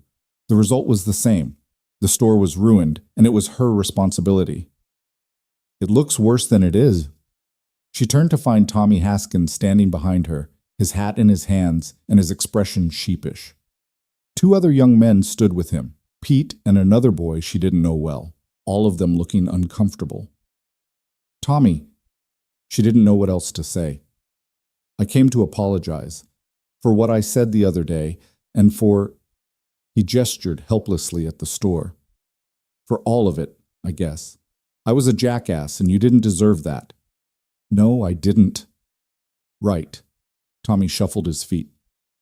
Anyway, we came to help.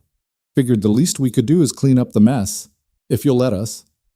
Lydia looked at the three of them, these boys who'd mocked her and dismissed her and generally made her life harder than it needed to be.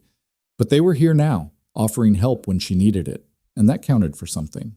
I'd appreciate that, she said. Thank you. They worked until dark, clearing out the broken shelves, sweeping up glass, sorting through inventory to see what could be salvaged. More people came to help.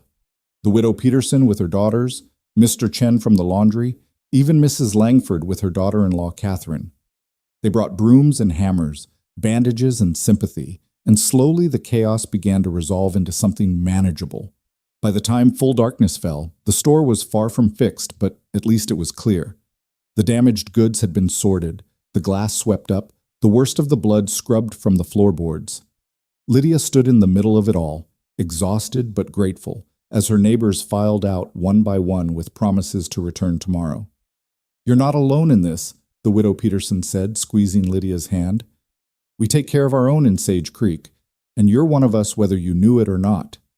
After everyone left, Lydia walked through the store one more time, taking inventory of the damage by lamplight. So much would need to be replaced: windows, shelving, stock. The safe had survived intact, thank God, but it would take weeks of work and most of their savings to get the store operational again. She was making notes when she heard footsteps on the porch. Her hand moved instinctively toward the Winchester before she recognized Sheriff Boone's silhouette in the doorway. "Working late?" he asked. "Couldn't sleep anyway. Figured I might as well be productive." Lydia set down her pencil. "Did you catch the fifth outlaw?" "Not yet, but we will. Man like that, he's got no friends and nowhere to run. He'll make a mistake eventually." Boone stepped inside, looking around at the damage. "You did good work today, getting folks organized, cleaning up. Your father would be proud." "I hope so." Lydia's voice wavered despite her best efforts. "I keep thinking about what he'll say when he sees this. All his work, destroyed in one night. He'll say what any father would say, that he's grateful his daughter is alive and everything else is just wood and nails."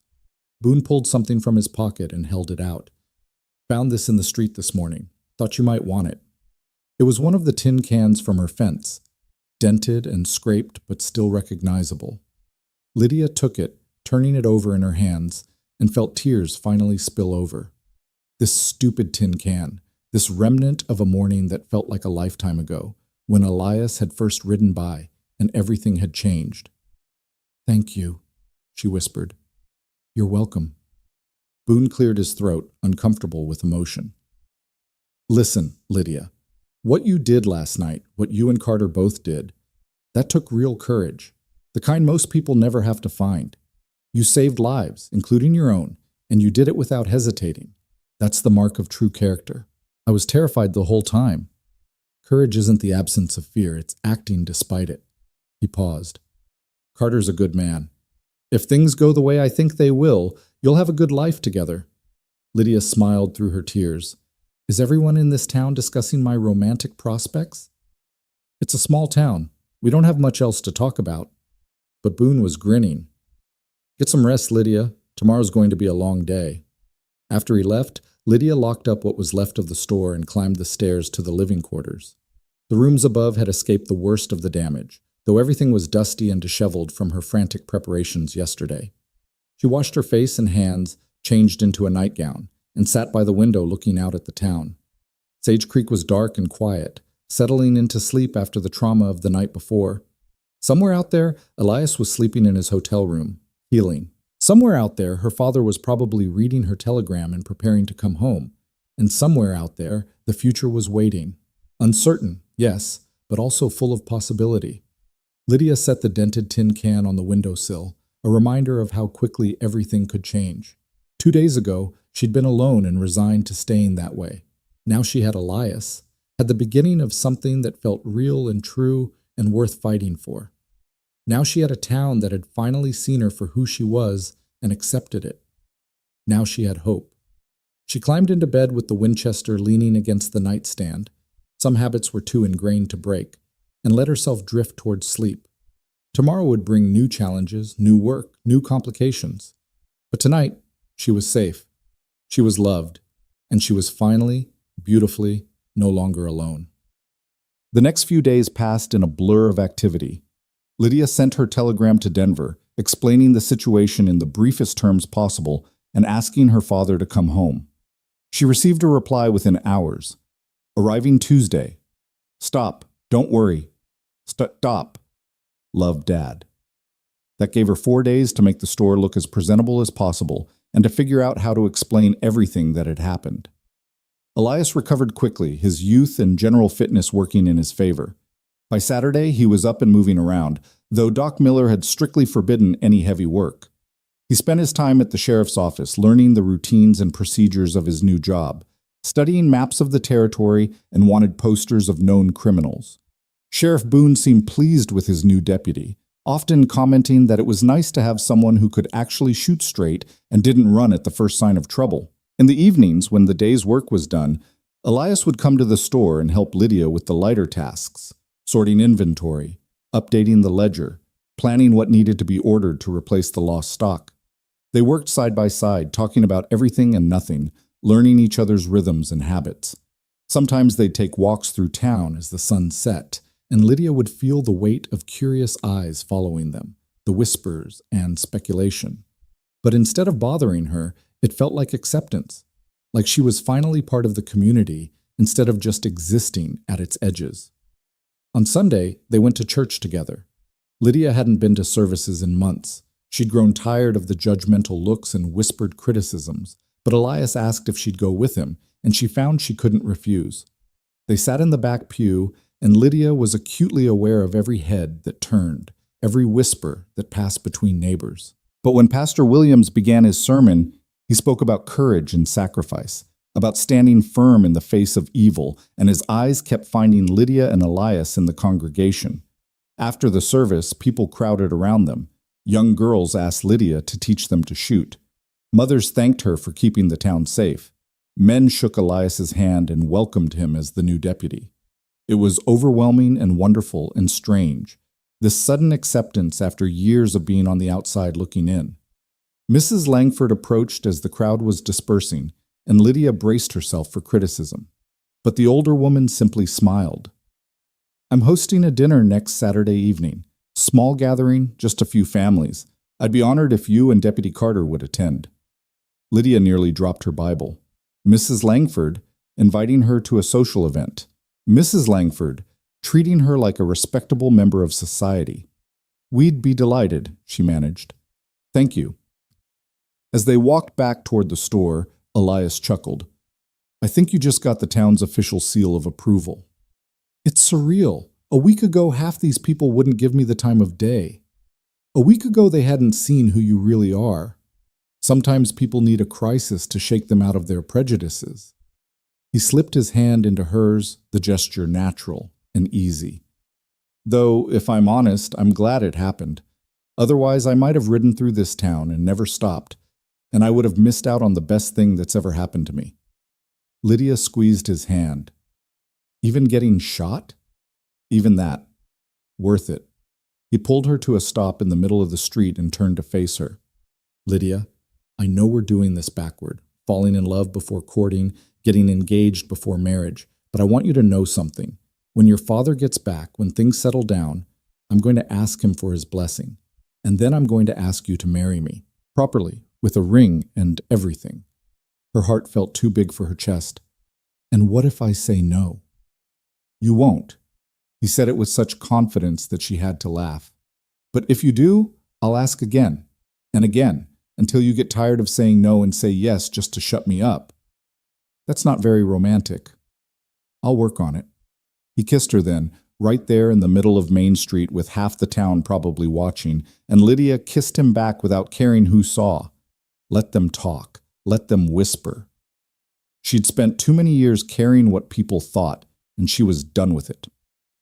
When they pulled apart, she saw Tommy Haskins watching from across the street, his expression complicated. He raised his hand in a tentative wave, and Lydia waved back.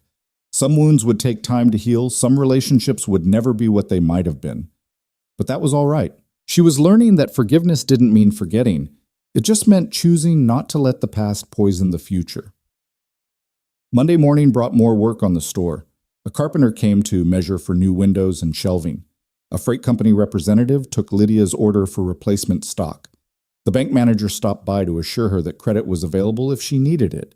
The town wanted Monroe's General Store to reopen as soon as possible, and they'd help make it happen.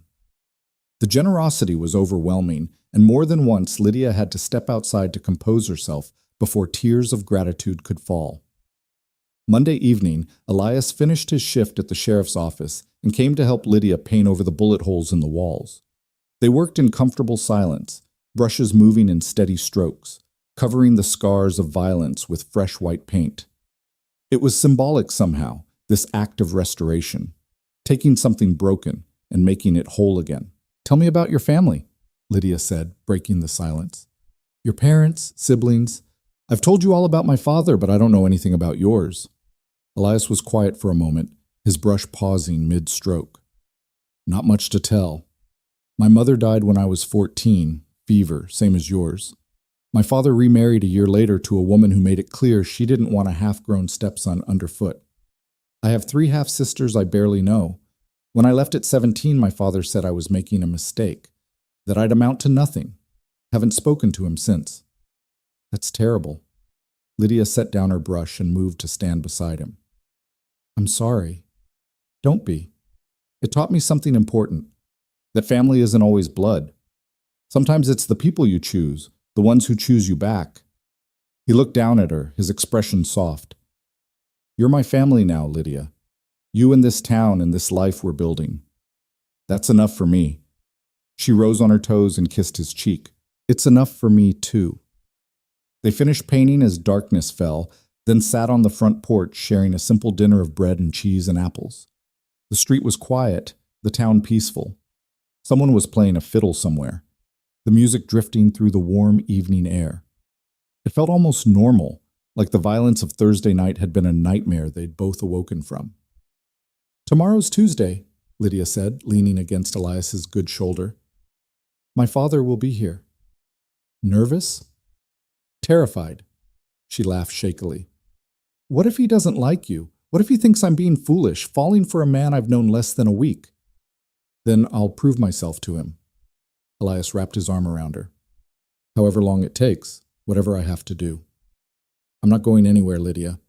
Your father's approval would be wonderful, but your happiness is what matters most.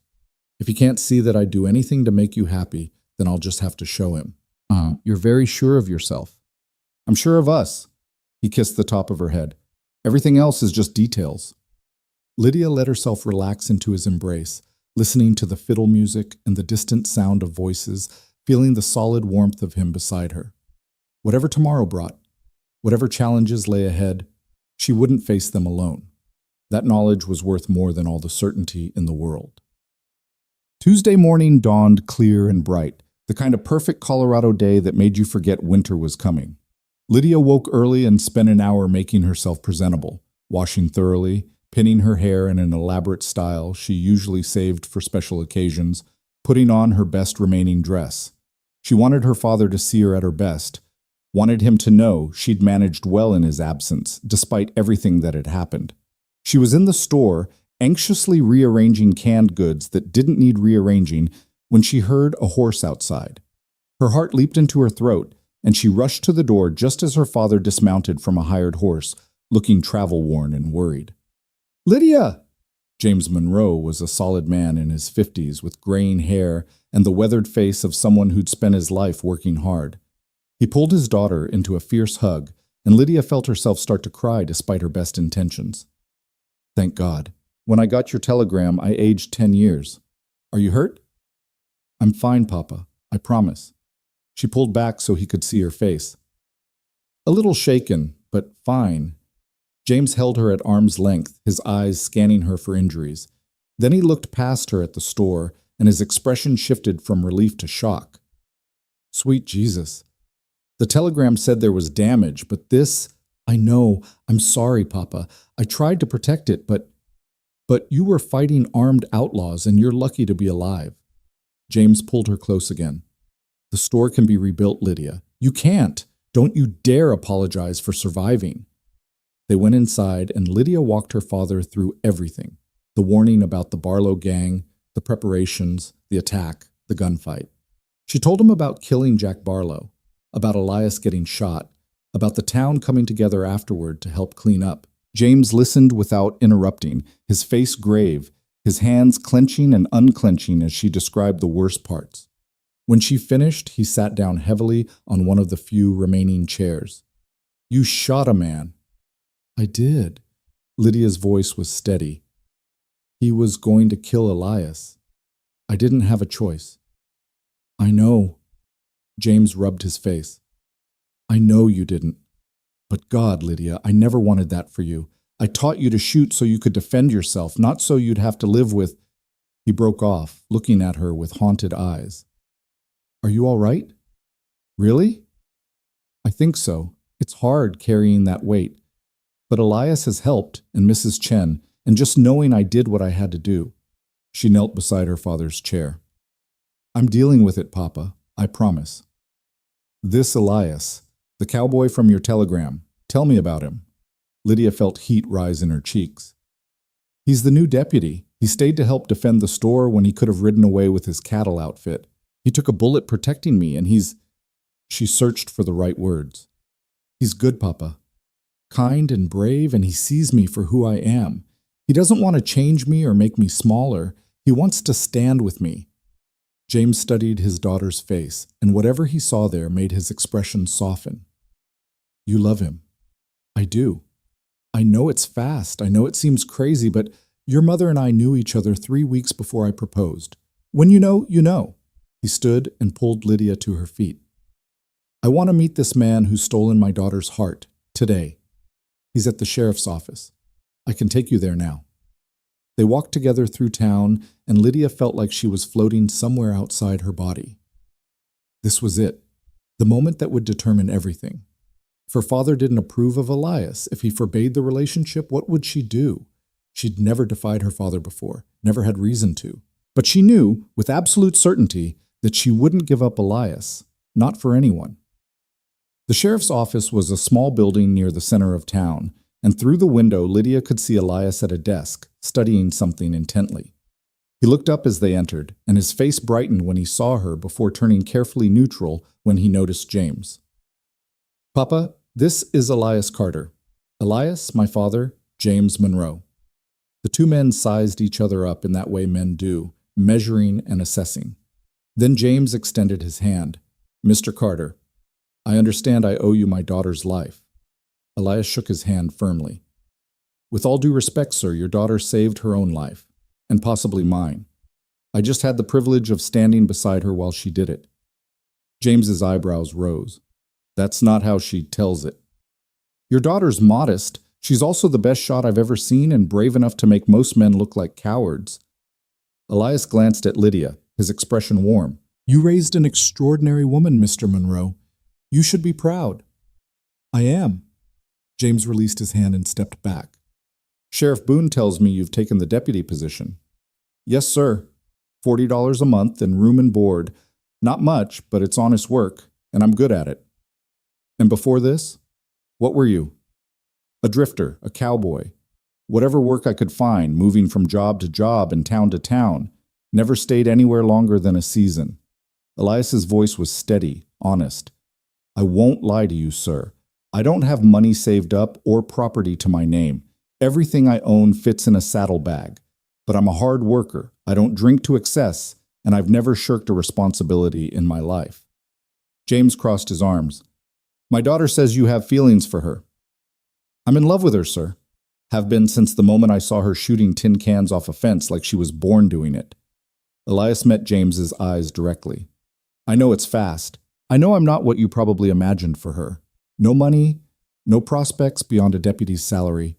But I swear to you, I will spend the rest of my life making sure she's happy and safe and free to be exactly who she is. That's my promise, and I don't make promises lightly. The office was silent except for the ticking of the clock on the wall. Lydia held her breath, watching her father's face, trying to read his expression. Finally, James nodded. All right, you can court my daughter, but there are conditions. Name them. First, you do this properly. No rushing, no impropriety. You court her in public places where people can see you're behaving respectably. Second, you keep her safe. That means teaching her to protect herself even better than I did, and being there when she needs you. Third, James paused, his voice growing softer. Third, you make her happy, really happy, not just comfortable. My wife made me promise, before she died, that I'd make sure Lydia had a life full of joy. That's what I want for her. Can you do that? Elias's smile was like sunrise. Yes, sir. I can do that. I will do that. Then you have my blessing. For now. James looked between them. But understand, Mr. Carter, you hurt my daughter, and deputy or not, you'll answer to me. Understood, sir. And if I ever hurt your daughter, I'll hold the gun myself. James snorted, the closest thing to a laugh Lydia had heard from him since he arrived. I think I'm going to like you, Carter. Against my better judgment, but I am. Lydia felt tears of relief streaming down her face. She'd been so afraid, so worried that her father would object, would see only the lack of money or the speed of things. But he'd seen what she'd seen, that Elias was good and true and exactly right. Thank you, Papa, she whispered. Thank me by being happy. James pulled her into a hug. Now, let's go look at this store and figure out what needs to be done to fix it.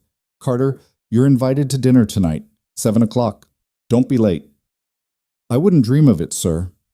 As they left the sheriff's office, Lydia looked back to see Elias watching her, his expression full of so much love and promise that it made her chest ache. She mouthed, "I love you," and he mouthed it back, and somehow, impossibly, everything was going to be all right. More than all right. It was going to be wonderful. The weeks that followed brought a transformation to both the store and to Lydia's life that she could hardly have imagined a month before. Her father threw himself into the repairs with the same stubborn determination that had built the business in the first place, and the whole town seemed eager to help. Carpenters worked long hours installing new windows and shelving. The freight company rushed orders through. Women brought meals so Lydia and her father wouldn't have to stop working to cook. It was as if Sage Creek had collectively decided that Monroe's General Store was more than just a business. It was a symbol of their resilience, their refusal to let outlaws dictate their future. Elias settled into his role as deputy with a natural authority that impressed even the most skeptical townspeople. He patrolled the streets with quiet confidence, broke up fights at the saloon without excessive force, and showed a talent for diffusing tense situations with words instead of violence. Sheriff Boone often remarked that hiring Elias was the best decision he'd made in years, and the older lawman seemed to relax knowing he had reliable backup. And every evening, when the day's work was done, Elias would come to the store and court Lydia properly, just as he'd promised her father.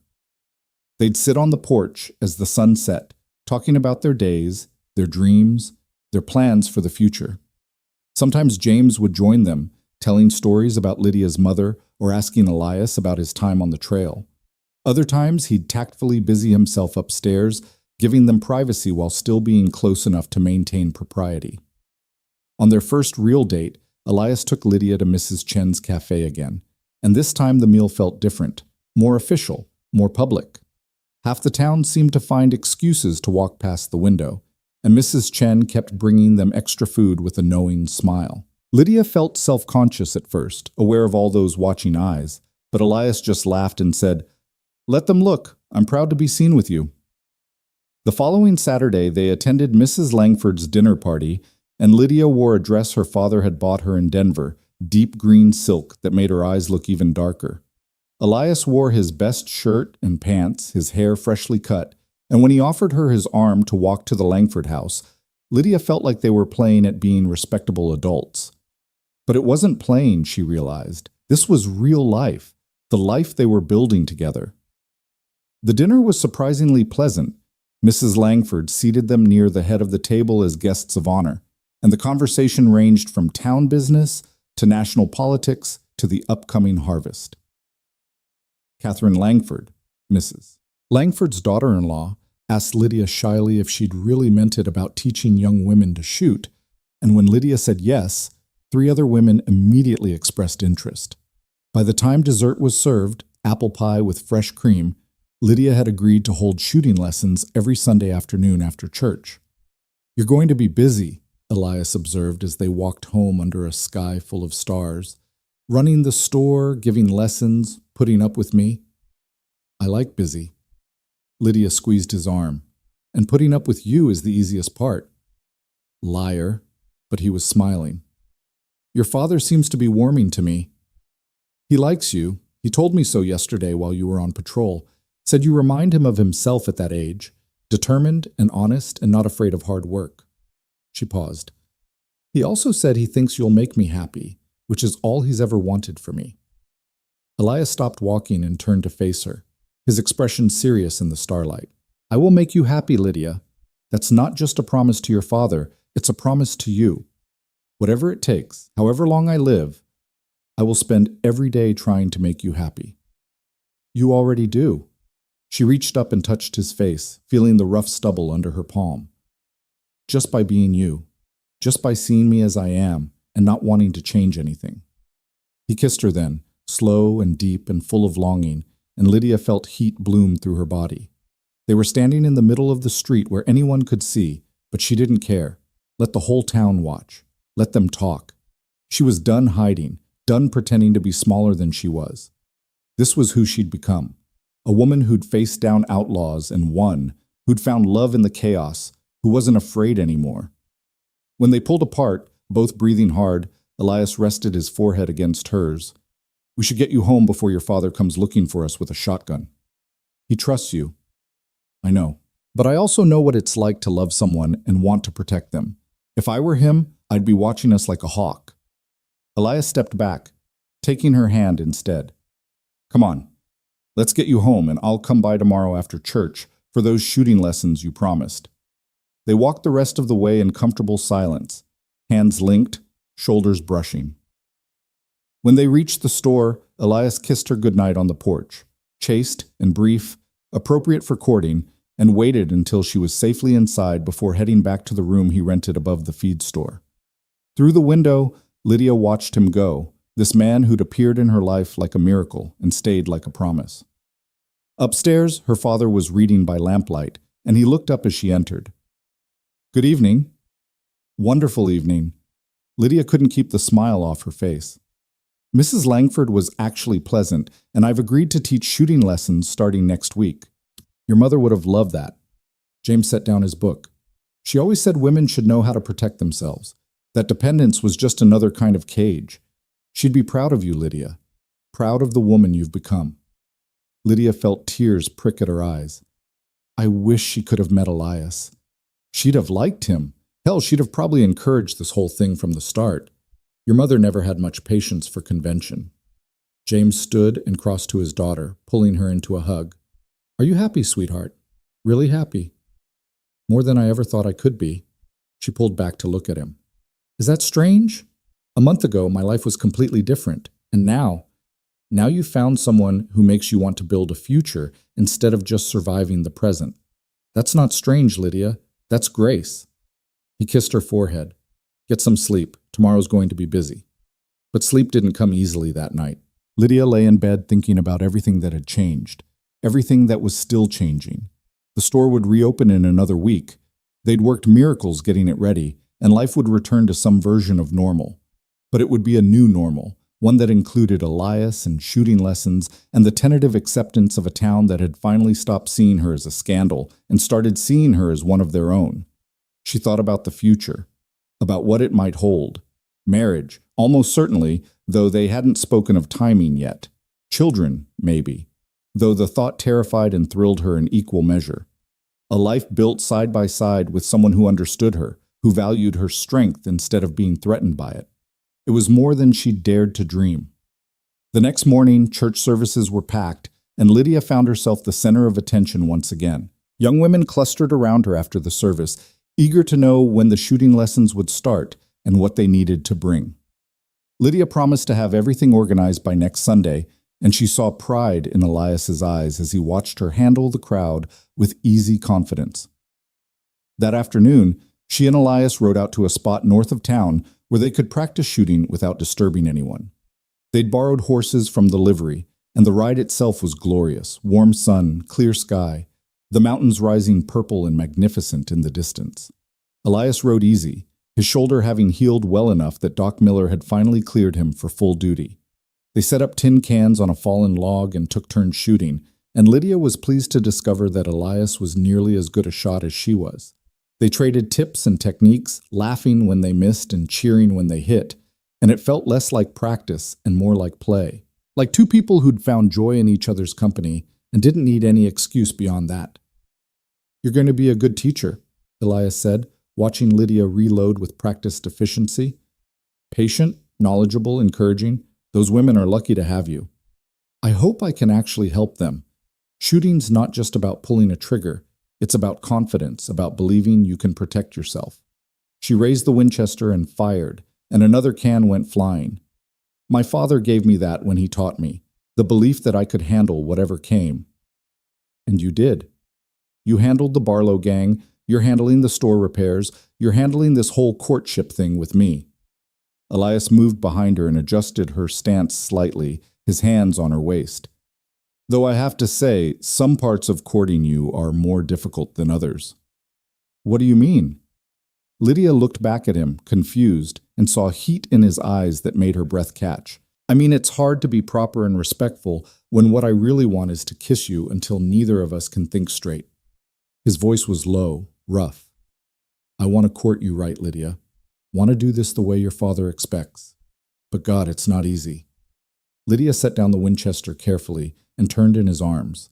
They were alone out here, miles from town, with nothing but sky and grass and the distant call of hawks. Then don't be proper. Not right now. Not when it's just us. Elias groaned and pulled her close, his mouth finding hers in a kiss that was nothing like the chaste pecks they'd shared in town. This was hungry and desperate and full of weeks of restrained wanting. Lydia kissed him back with equal fervor, her hands fisting in his shirt, her body pressed against his.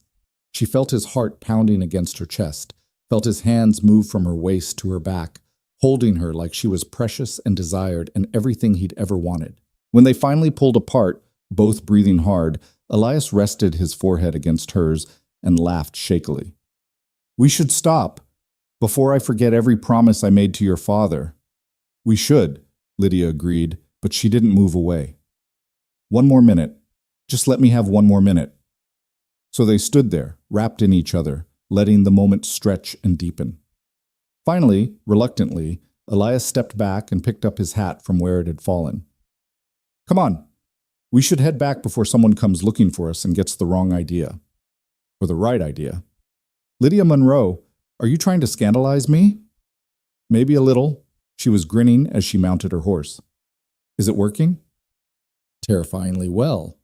But Elias was grinning too as he swung into his saddle. "Race you back to town?" They rode hard and fast, the horses stretching out beneath them, and Lydia felt free in a way she'd never experienced before. The wind whipped her hair loose from its pins, and she laughed out loud, pure and joyful.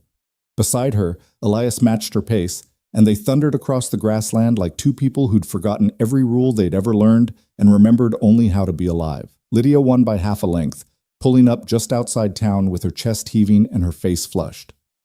Elias arrived seconds later, shaking his head in mock defeat.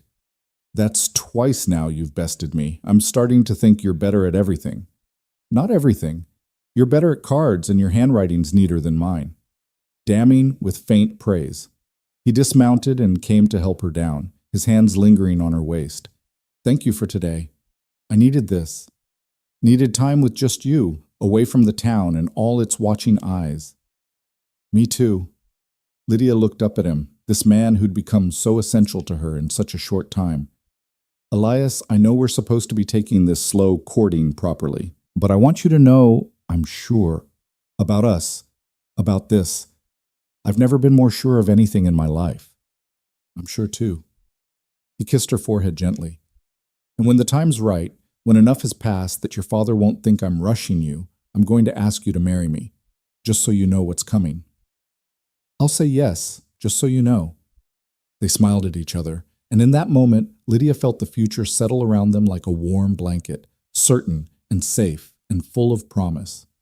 Whatever challenges lay ahead, whatever obstacles they'd face them together. That was enough.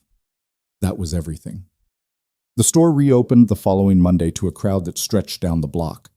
People came not just to buy things, but to show support, to see the repairs, to congratulate Lydia and her father on their resilience.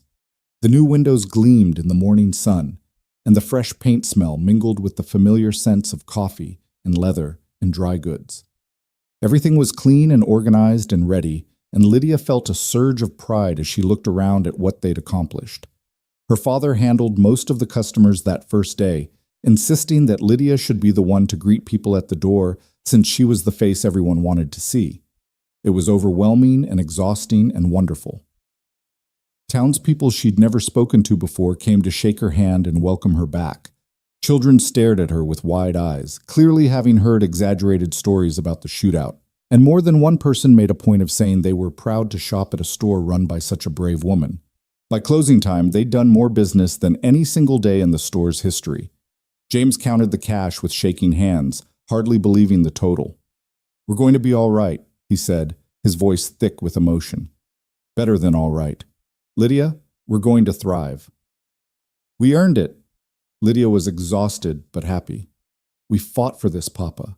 For the store, for our place in this town, for the right to exist on our own terms. We earned every bit of it. Your mother would be so proud." James pulled her into a hug. "I'm so proud." That night, Elias brought dinner from Mrs. Chen's cafe. Enough for all three of them, and they ate upstairs in the living quarters, too tired to care about formality. They talked about the successful reopening, about the plans for expansion that James was already making, about the shooting lessons Lydia would start that coming Sunday. The conversation was easy and comfortable, and Lydia realized this was what family felt like. Not just blood, but chosen. People who supported each other, who celebrated victories together, who made room at the table without question. After dinner, while James cleaned up, Elias walked Lydia out to the porch. The night was cool, autumn finally making itself felt after the long summer heat. Stars blazed overhead, and somewhere a fiddle was playing, the music drifting through the darkness. "Your father's a good man," Elias said, leaning against the porch rail. "I'm glad I got to meet him, glad he gave us his blessing." "He likes you, more than likes you, he respects you. That's harder to earn with him." Lydia joined him at the rail, their shoulders touching. "He told me yesterday that you remind him of the man he was before life made him cautious. Said you have the kind of courage that doesn't show off, just acts." "That's generous of him." Elias was quiet for a moment. "Lydia, I've been thinking. About us, about the future, about timing." Her heart rate picked up. "What about it?" "I know we agreed to take things slow, to court properly, and give the town time to adjust. And I still want to do that. I'm not suggesting we rush into anything." He turned to face her fully. "But I also know what I want, and I don't see the point in pretending otherwise. So I'm giving you fair warning. I'm going to ask your father for his blessing to propose. Soon. Maybe next week, maybe the week after. And then I'm going to ask you, with a ring and witnesses and everything proper. I just wanted you to know it's coming so you can think about your answer." Lydia's breath caught. She'd known this was coming, had even told him she'd say yes. But hearing him say it out loud, hearing the certainty in his voice, made it real in a way it hadn't been before. "I've already thought about my answer." "And?" "And you'll hear it when you ask properly." She was smiling, though, couldn't help it. "But Elias, just so you're not nervous, it's the answer you want." He pulled her into his arms, and they stood there wrapped in each other while the fiddle music played and the stars wheeled overhead. Lydia felt peace settle into her bones, the kind of deep contentment that came from knowing you were exactly where you belonged. A month ago, she'd been alone and resigned to staying that way. Now she had love, had partnership, had a future that stretched bright and endless before her. "I should go," Elias murmured eventually, "before your father comes out here and reminds me about proper courting distance." Probably wise, but Lydia didn't let go immediately. "Same time tomorrow?" "Every tomorrow," he promised, "for the rest of our lives, if you'll have me." "I will." She kissed him quickly, sweetly. "Now go, before I decide propriety is overrated." He left with obvious reluctance, and Lydia watched until he disappeared into the darkness before going back inside. Her father was sitting in his chair by the lamp reading, and he looked up as she entered. "He's going to ask you to marry him soon," James said. It wasn't a question. "Yes." Lydia sat down across from him. "Is that all right with you?" "It's more than all right. It's what I hoped for." He set down his book. "I wanted to wait until things settled before saying this, but Lydia, I see the way he looks at you, like you hung the moon and stars just for him. That's how I looked at your mother, and that's how every woman deserves to be looked at by the man she marries." "You approve then? Really approve, not just tolerating him for my sake?" "I really approve. He's a good man, Lydia, honest, hardworking, brave. He loves you for exactly who you are, which is all I ever wanted for you." James smiled. "When he comes to ask my blessing, I'm going to give it. And then I'm going to give you my mother's ring, the one I gave your mother when I proposed, so he has something proper to offer you." Lydia felt tears well up. "Papa, that ring means everything to you. And you mean everything to me. Your mother would want you to have it, to start your marriage with something that connects you to her." He stood and pulled Lydia up, holding her close. "You're going to be happy, sweetheart. I can feel it. You're going to have the life your mother and I always dreamed you'd have." "I hope so." She pulled back to look at him. "But what about you? I'll be moving out eventually, leaving you alone here." "I've been alone before. I'll manage." He smiled. Besides, Deputy Carter's room above the feed store isn't exactly spacious. I imagine you'll want to stay here for a while after you're married, just until you can afford something of your own. I'm not getting rid of you that easily." "You make a good point." Lydia laughed through her tears. "I hadn't thought that far ahead." "Well, start thinking, because your cowboy's not going to wait much longer, and when he asks, you're going to say yes, and then we'll be planning a wedding." James kissed her forehead. "Now get some sleep. Tomorrow's another busy day." But Lydia lay awake long after her father's snoring started, her mind spinning with possibilities. Marriage. A home of her own, eventually. Children, maybe. A life built with Elias, full of work and love and the kind of partnership she'd only ever dreamed about. It was terrifying and thrilling in equal measure, this leap into the unknown. But she wasn't leaping alone. That made all the difference.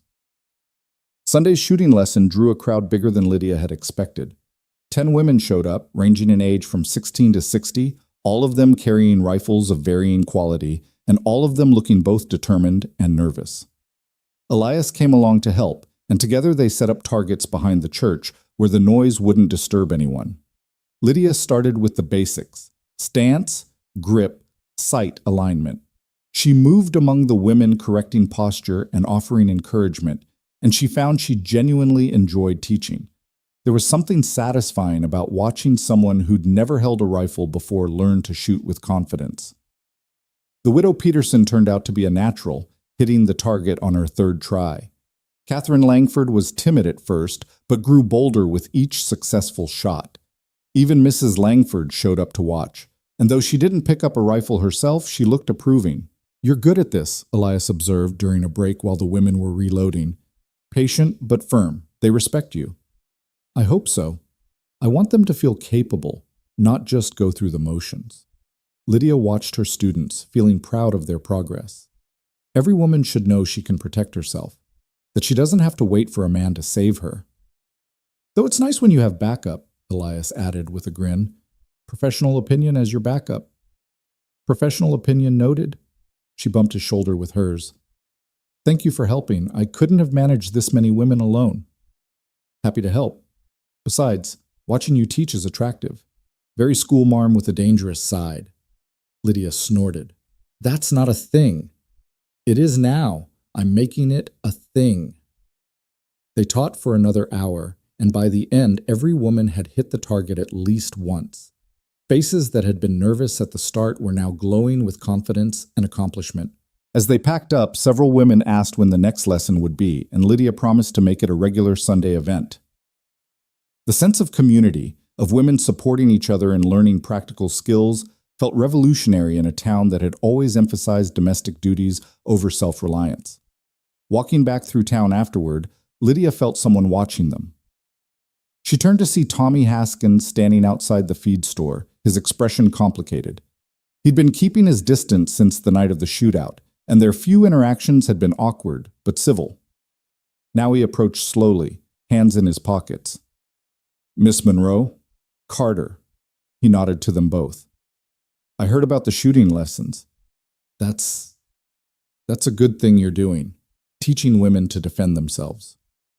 "Thank you, Tommy." Lydia was cautious, unsure where this was going. "I wanted to apologize. Again, I've apologized for what I said, but I never apologized for why I said it." Tommy looked uncomfortable, but determined. "I was jealous. You were always so sure of yourself, so confident, and you never needed anyone's approval. I wanted you to need mine, I guess. And when you didn't, when you chose Carter here, I got mean about it. That wasn't right." "No, it wasn't." Elias's voice was level. "But it takes courage to admit that." "Yeah, well," Tommy shrugged. "I've been thinking a lot since that night. About what matters, about the kind of man I want to be. Watching you two fight off those outlaws while I was hiding in the church with the women and children, that was humbling. Made me realize I've got a lot of growing up to do." "We all do," Lydia said gently. "Thank you for saying that, Tommy. It means something." "You're welcome." He tipped his hat and walked away, and Lydia felt another piece of the past settle into place. Not forgotten, but forgiven. Released. That was big of him, Elias observed as they continued walking. It was. I didn't expect it. Lydia squeezed his hand. Maybe people can change. Maybe second chances are worth giving. Speaking of second chances, Elias stopped walking and turned to face her. I talked to your father this morning, before church. Lydia's heart began to race. And? And he gave me his blessing. Also gave me a ring. Said it was your grandmother's, then your mother's. Said he wanted me to have it to offer you. Elias pulled a small box from his pocket, and Lydia's breath caught. Now, I know we're standing in the middle of Main Street, and I know this isn't particularly private or romantic, but I also know I can't wait another minute. So Lydia Monroe, will you— Yes. She didn't let him finish, couldn't wait that long. Yes, absolutely yes. Elias laughed, joy transforming his face, and opened the box. Inside was a simple gold band with a small diamond that caught the afternoon light. You didn't let me finish the question. I didn't need to. The answer's yes. She held out her left hand and he slid the ring onto her finger. It fit perfectly, like it had been waiting for her all along. People were starting to notice, heads turning, voices rising in excitement. Within moments, a crowd had gathered, and someone was shouting congratulations. Mrs. Chen appeared from her cafe with tears streaming down her face. The widow Peterson clapped her hands with delight. Even Sheriff Boone, passing by on patrol, stopped to shake Elias's hand and kiss Lydia's cheek. Well, Elias said, pulling Lydia close despite the audience, I guess it's official now. I guess it is. She looked up at him, this man who'd changed everything just by believing in her. When should we get married? Tomorrow? He said it hopefully, and she laughed. My father would kill you. We need time to plan, to do this properly. 2 weeks? Elias. Fine, a month, but not a day longer, Lydia Monroe. I've waited long enough. A month, she agreed, and sealed it with a kiss that made the watching crowd cheer and whistle. Let them watch. Let them celebrate. This was her life, her love, her future, and she was claiming it in front of everyone. That evening, Mrs. Langford appeared at the store with Catherine and 3 other women, all of them carrying fabric and sewing supplies. We're here to help make your wedding dress, Mrs. Langford announced. Every bride deserves a proper dress, and you're going to have the finest one Sage Creek has ever seen. Lydia was so overwhelmed she could barely speak.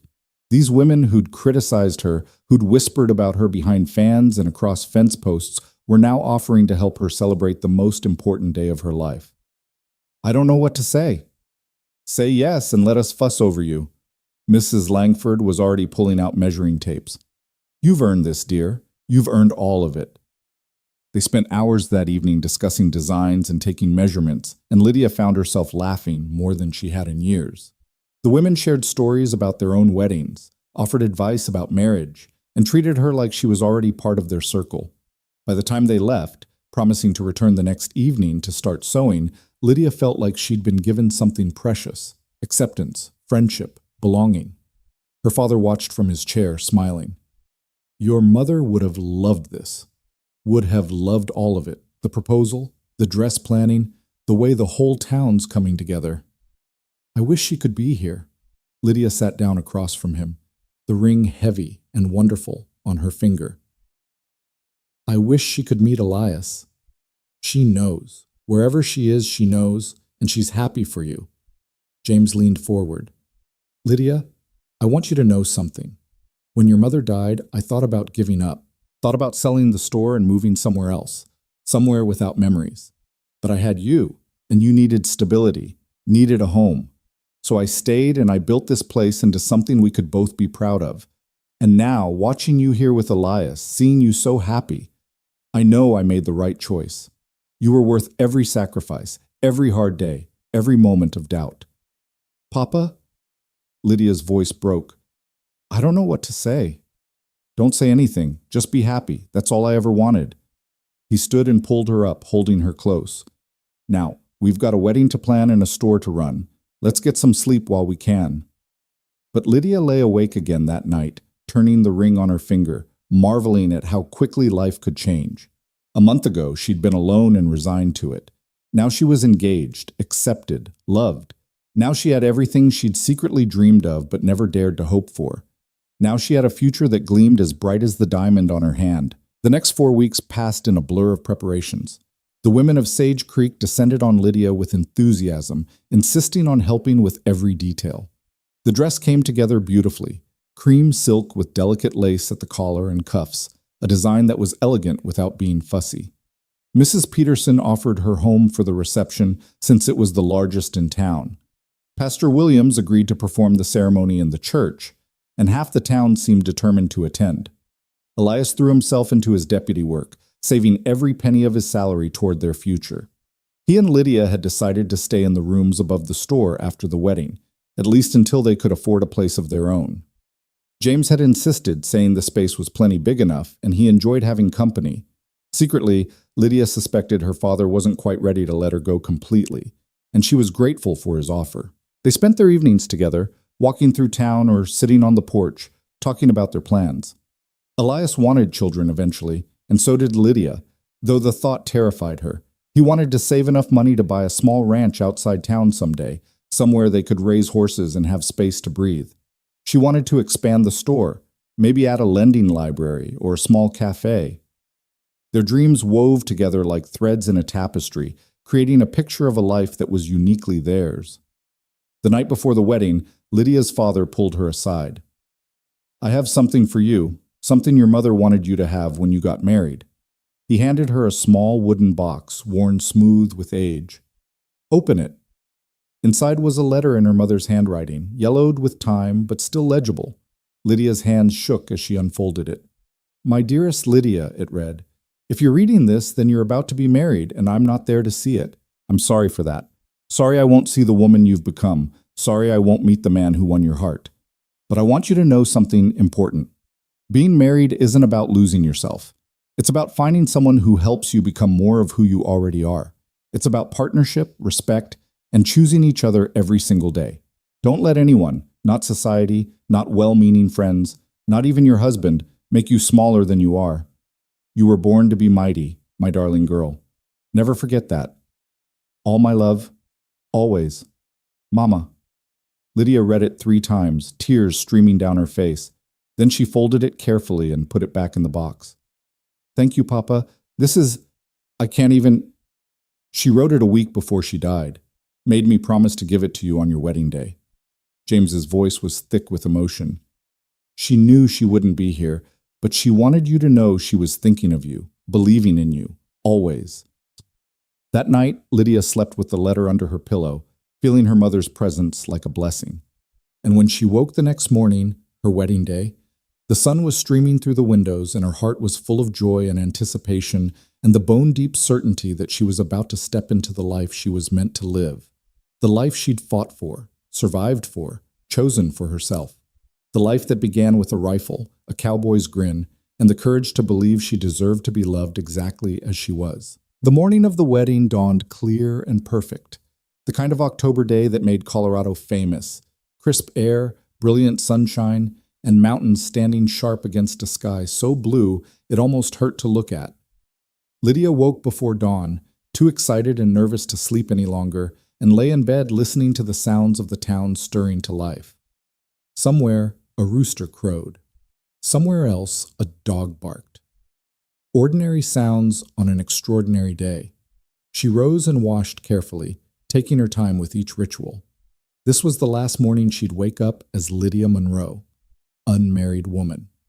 By sunset, she'd be Lydia Carter, and the thought made her heart race with anticipation and just a touch of fear. Not fear of Elias or of marriage itself, but the natural anxiety that came with any great change, any leap into the unknown.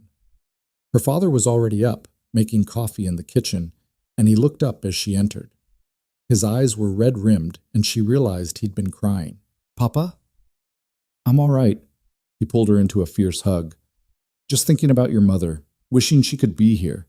She'd be so proud of you, Lydia, so proud of the woman you've become." "I feel her here," Lydia said quietly. "Her letter, her ring, her spirit. She's part of this day even if she can't be here in person."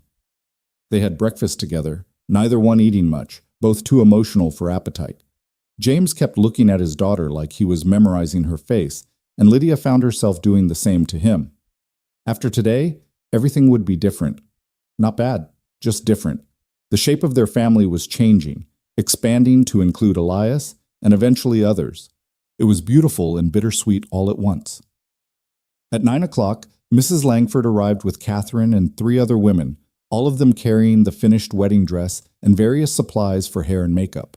They shooed James out of the living quarters with good-natured firmness and took over, transforming the space into a bride's dressing room. The dress was even more beautiful than Lydia remembered. The cream silk seemed to glow in the morning light, and the lace was so delicate it looked like frost. "Let's get you ready," Mrs. Langford said, her voice gentler than Lydia had ever heard it. "You're going to be the most beautiful bride Sage Creek has ever seen." They helped her into the dress, fastening the dozens of tiny buttons up the back, adjusting the fit until it was perfect. Catherine did her hair, pinning it up in an elaborate style that was both elegant and practical, soft curls framing her face, the rest secured with pins, and the small pearl comb that had been her mother's. Mrs. Chen arrived with flowers, wildflowers gathered from the hills, tied with cream ribbon, and pressed them into Lydia's hands. "You look like a dream," the widow Peterson said, her voice thick with tears. "An absolute dream."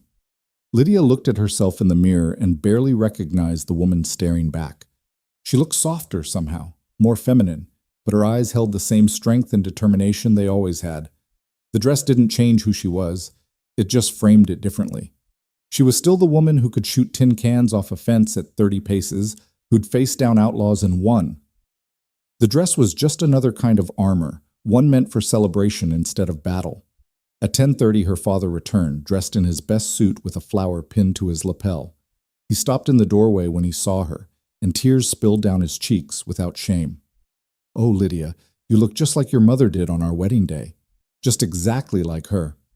"Don't make me cry," Lydia warned, but her own voice was wavering. "I'll ruin whatever Mrs. Langford did to my face." "Let it be ruined." James crossed to her and took both her hands.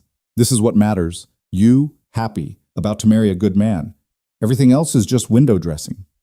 The women gave them a moment of privacy, stepping out onto the landing, and James pulled something from his pocket. It was a small silver locket on a delicate chain. "This was your mother's. I gave it to her on our wedding day. Inside is a piece of her hair and a piece of mine, braided together. I want you to wear it today, so she can be close to your heart." Lydia couldn't speak. She just turned so her father could fasten the locket around her neck, feeling the cool metal settle against her skin.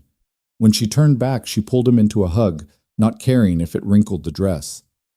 "Thank you, Papa, for everything, for raising me, for teaching me to be strong, for letting me be who I am, for approving of Elias and supporting us, for all of it. You're my daughter, my joy, my pride." James's voice broke. "It's been an honor to be your father, Lydia, an absolute honor."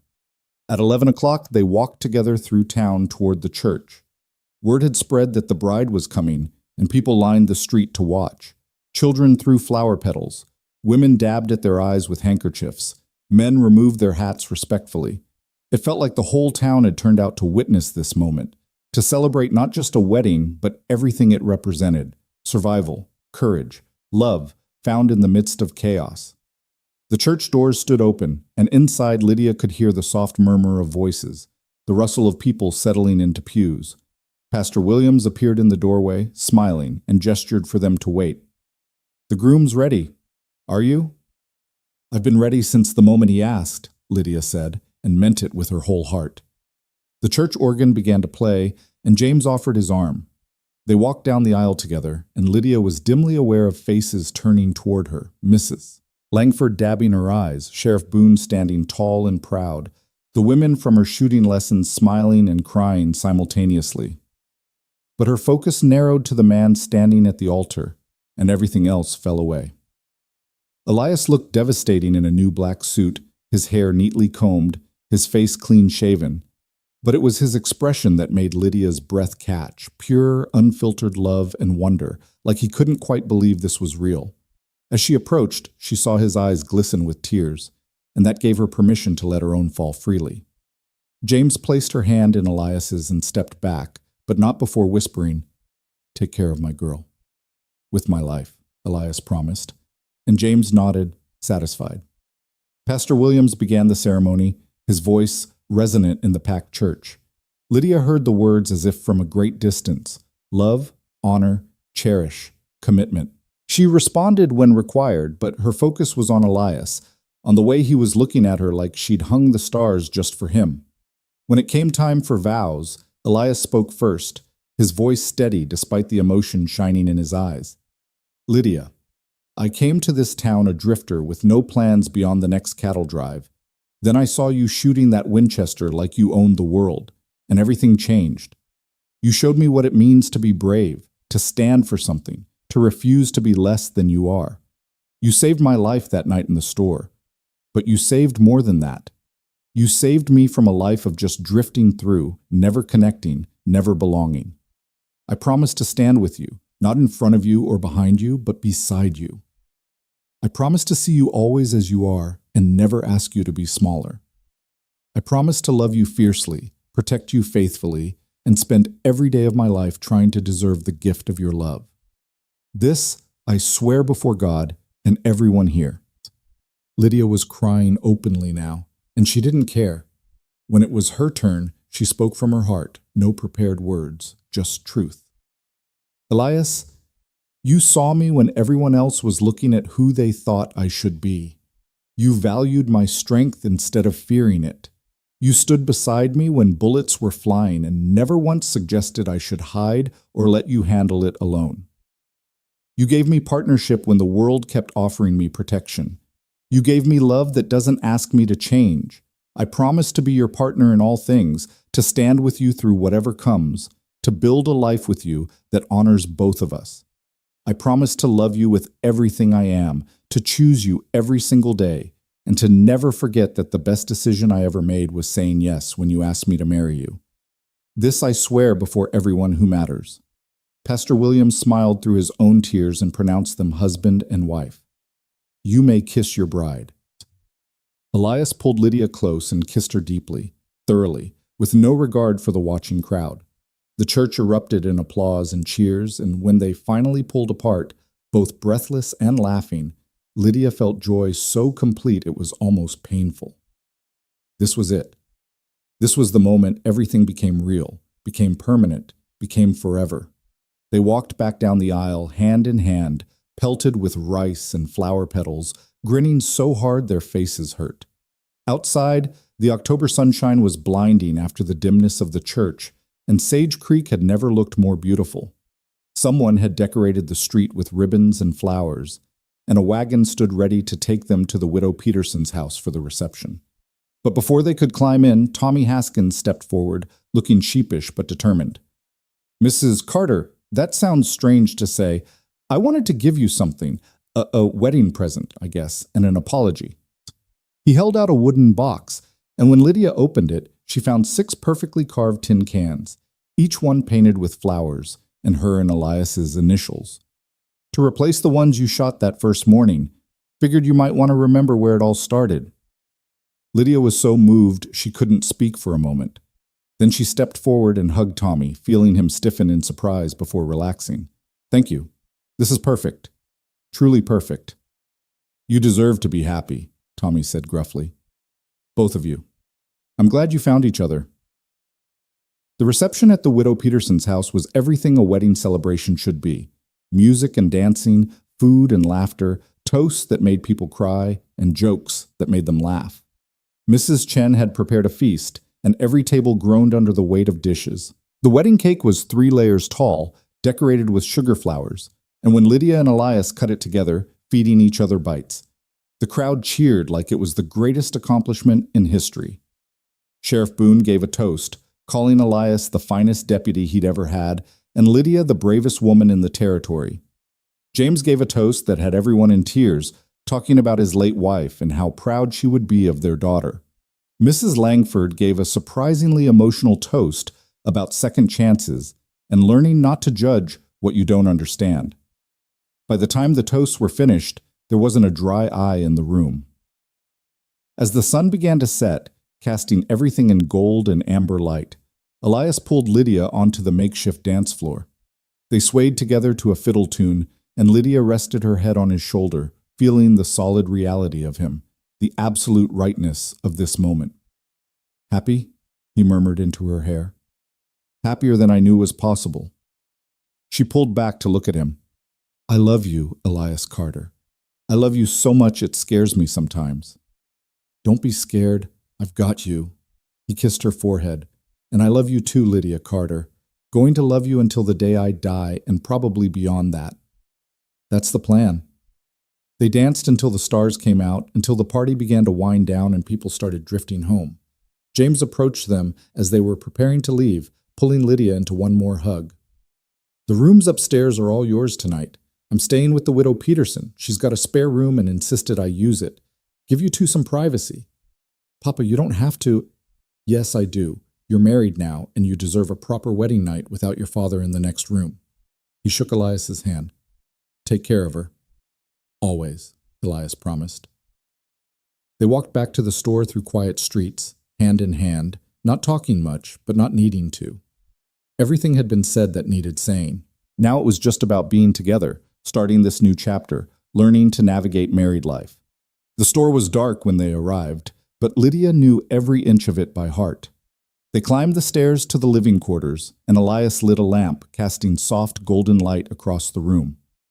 Someone, probably Mrs. Chen, had been here earlier because there were flowers in vases and fresh linens on the bed and a bottle of wine with 2 glasses on the table. Well, Elias said, suddenly seeming nervous. Here we are. Married. Here we are. Lydia set down her bouquet and turned to face him. Help me with these buttons?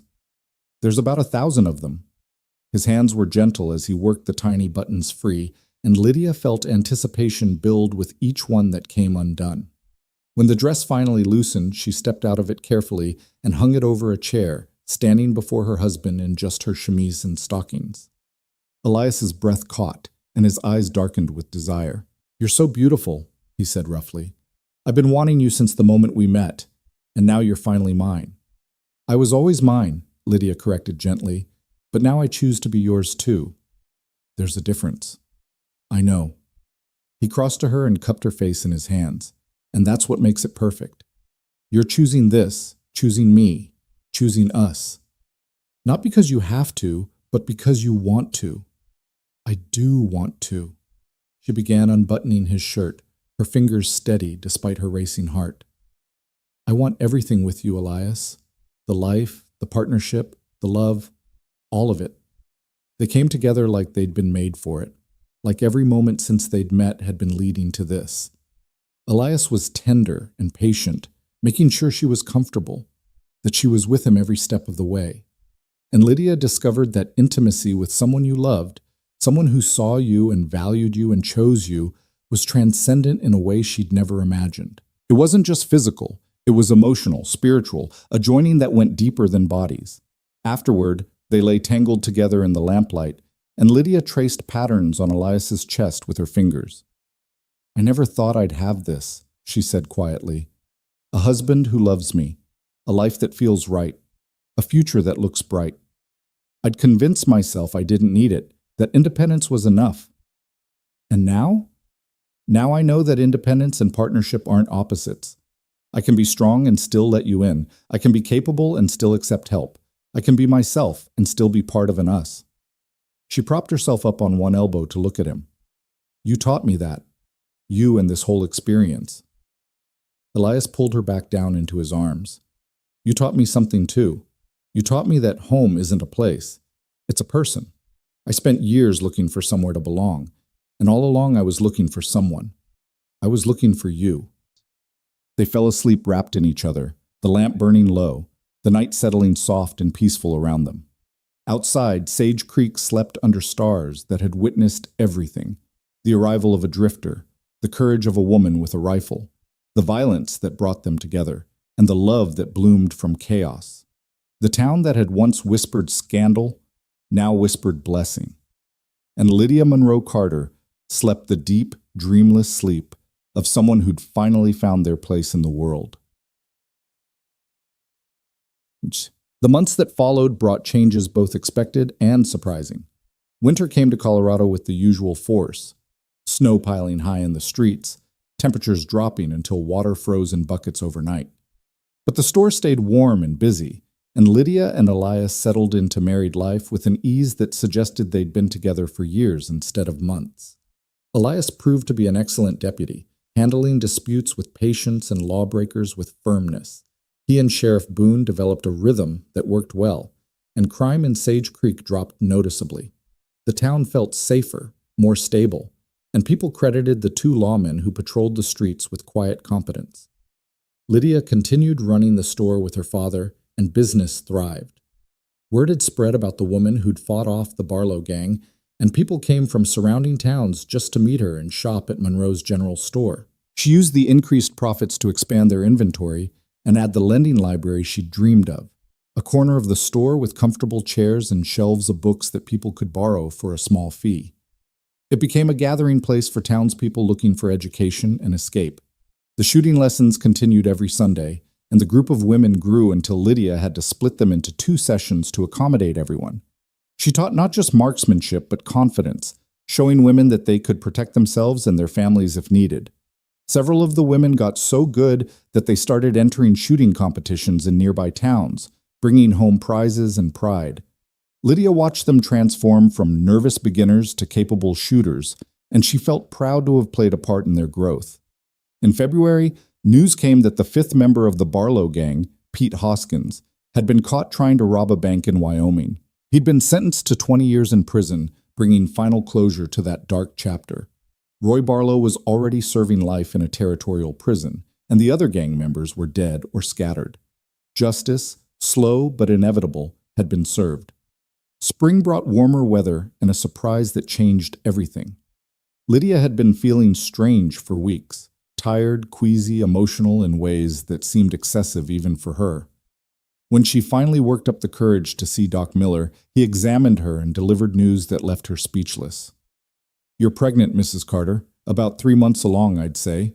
Baby should come in early September." Lydia sat in stunned silence for a long moment. A baby. She was going to be a mother. The thought was terrifying and wonderful in equal measure. "Are you sure?" "Very sure. You're healthy, the baby seems to be developing normally, and you should have a straightforward pregnancy if you take care of yourself." Doc Miller smiled. "Congratulations. I assume your husband will be pleased?" "I think so. I hope so." Lydia stood on shaky legs. "Thank you, doctor. I need to go tell him." She found Elias at the sheriff's office, filling out paperwork, and the moment he saw her face, he was on his feet. "What's wrong? Are you hurt?" "No, I'm fine. Better than fine." She took his hands, and suddenly tears were streaming down her face. "Elias, I'm pregnant. We're going to have a baby." His expression went through a series of changes: shock, disbelief, and then pure blazing joy. He let out a whoop that probably scared half the town and picked her up, spinning her in a circle before remembering himself and setting her down gently. "A baby. We're having a baby. In September." She was laughing and crying simultaneously. "I'm terrified and excited, and I have no idea how to be a mother, but we'll figure it out together." He kissed her deeply, thoroughly, then pulled back and kissed her forehead, her cheeks, her nose. "I love you. I love you so much, and I already love this baby." "So do I." Lydia placed her hands over her still flat stomach. "So do I." They told her father that evening, and James cried openly, pulling Lydia into a hug and thanking God that he'd lived to see his grandchild. He immediately began planning an expansion of the living quarters to give them more space, sketching designs and calculating costs. The news spread through town with the usual speed, and within days people were stopping by to offer congratulations and advice. Mrs. Chen brought herbs she swore would help with morning sickness. The widow Peterson started knitting blankets. Mrs. Langford arrived with a cradle that had belonged to her grandmother, beautifully preserved and perfect. The pregnancy progressed smoothly through spring and into summer. Lydia's body changed in ways that were strange and miraculous. The subtle rounding of her belly, the first fluttering movements that became stronger kicks as the baby grew. Elias was constantly amazed by it, placing his hands on her stomach to feel the baby move, talking to the child like it could already hear him. His wonder and excitement made Lydia fall even more deeply in love with him. In August, they received unexpected news. The territorial governor, impressed by the story of how Sage Creek had defended itself against the Barlow gang, sent a commendation to Sheriff Boone, Deputy Carter, and Lydia Monroe Carter for their bravery. The letter praised their courage and noted that they'd set an example for other small towns facing lawlessness. It wasn't just recognition, it was validation that what they'd done mattered. "Listen to this," James read aloud from the letter one evening. "Mrs. Carter's actions demonstrate that courage knows no gender, and her willingness to defend her property and community serves as an inspiration to all citizens of this territory." Well, how about that? "It's embarrassing," Lydia said, though she was secretly pleased. "It's deserved." Elias took her hand. "You saved lives that night, including mine. You should be recognized for it." The commendation was framed and hung in the sheriff's office, and people came from all over to see it and hear the story. Lydia found herself telling it over and over, and each time it felt a little less raw, a little more like history instead of trauma. The weight of having killed a man never entirely left her, but it became something she could carry, a scar that reminded her of her strength instead of her shame. September arrived with cooler nights and the first hints of autumn color in the aspens. Lydia's due date came and went, and she grew increasingly uncomfortable and impatient. Finally, on a Tuesday morning just after dawn, her water broke and contractions began. Elias ran for Doc Miller while James stayed with Lydia, helping her breathe through the pain and assuring her everything would be fine.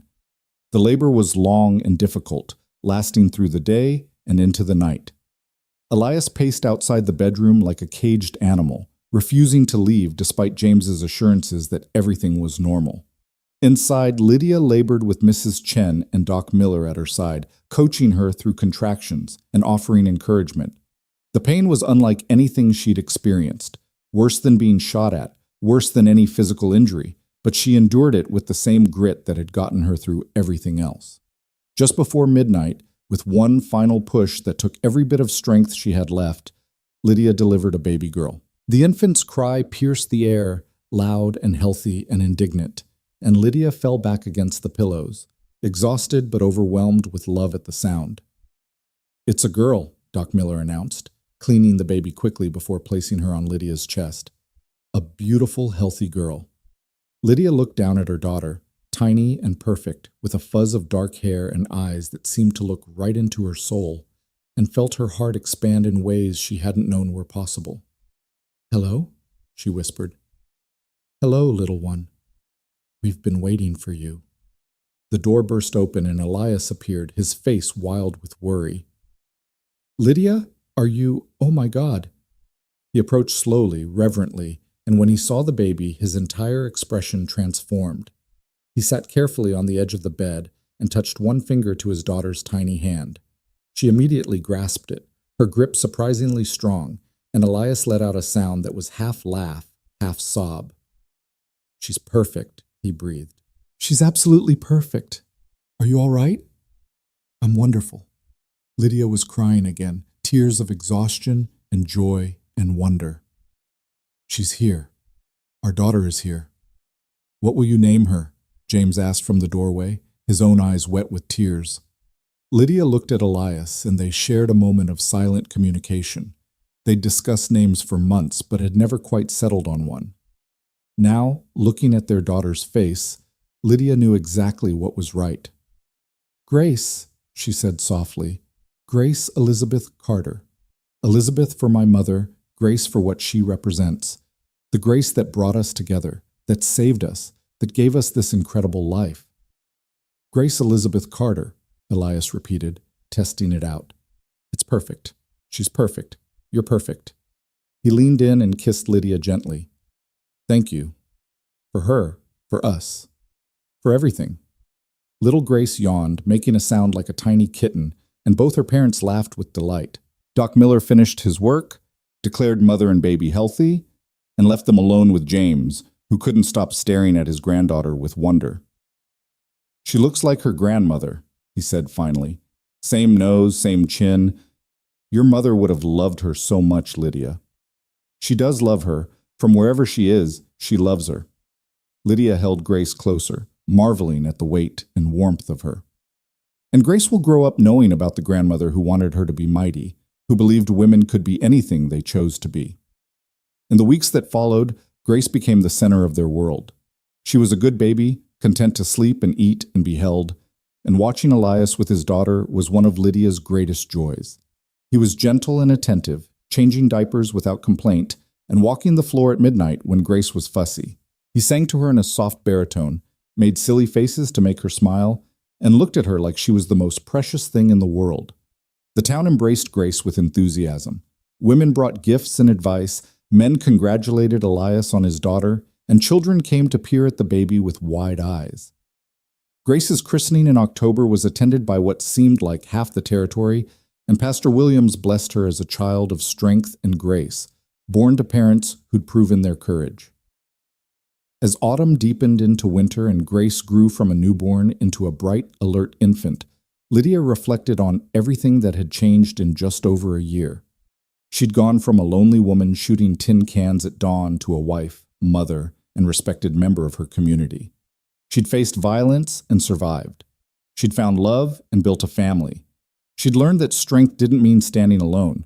It meant knowing when to let others stand with you. One evening in December, with snow falling soft outside and a fire crackling in the stove, Lydia sat nursing Grace while Elias read aloud from a book and her father dozed in his chair. It was utterly ordinary and completely perfect, the kind of domestic scene she'd never imagined for herself, the kind of happiness she'd thought was reserved for other people, people who fit better into society's expectations. Elias looked up from his book and caught her watching him. "What are you thinking about?" "Everything. How we got here, how lucky I am, how grateful." She smiled at him over Grace's downy head. "I was thinking about that first morning when you rode past and saw me shooting. If you hadn't stopped, if you just kept riding, but I did stop, I couldn't help it. You were the most magnificent thing I'd ever seen, standing there with your rifle like you owned the world, and I knew immediately that my life had just changed." He set down the book and moved to sit beside her on the sofa, careful not to disturb Grace. "Everything I have, everything I am now, it all started with you and that Winchester." "They mocked me for carrying that rifle," Lydia said softly.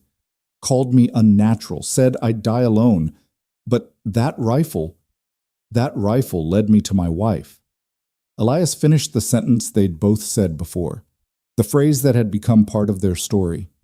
"And I'll spend the rest of my life being grateful for it." Grace finished nursing and made a small, satisfied sound, and Lydia lifted her to burp against her shoulder. The baby's warmth, her sweet, milky smell, the absolute trust with which she relaxed into her mother's arms. It was almost overwhelming. This tiny person, this perfect combination of Lydia and Elias, this promise of the future. "I want to tell her stories," Lydia said. "When she's old enough to understand, I want to tell her about her grandmother who believed women should be mighty, about the rifle and the courage it represented, about the night we fought off outlaws and I learned what I was capable of, about her father who chose to stay when he could have left, who saw me and loved me exactly as I was. We'll tell her together," Elias promised, "and we'll raise her to be brave and strong and certain of her worth. We'll teach her to shoot if she wants to learn, and to read, and to think for herself. We'll raise her to be exactly who she is, whoever that turns out to be." "She'll be magnificent." Lydia kissed Grace's head. "How could she not be, with the family she has?" James stirred in his chair and opened his eyes, looking at the three of them with such love that it made Lydia's throat tight. "Your mother would be so proud," he said, echoing words he'd said before but that never lost their power. "So very proud." Later that night, after Grace had been settled in her cradle and James had retired to his own room, Lydia and Elias lay in bed together, hands linked in the darkness. Outside, snow continued to fall, blanketing Sage Creek in white silence.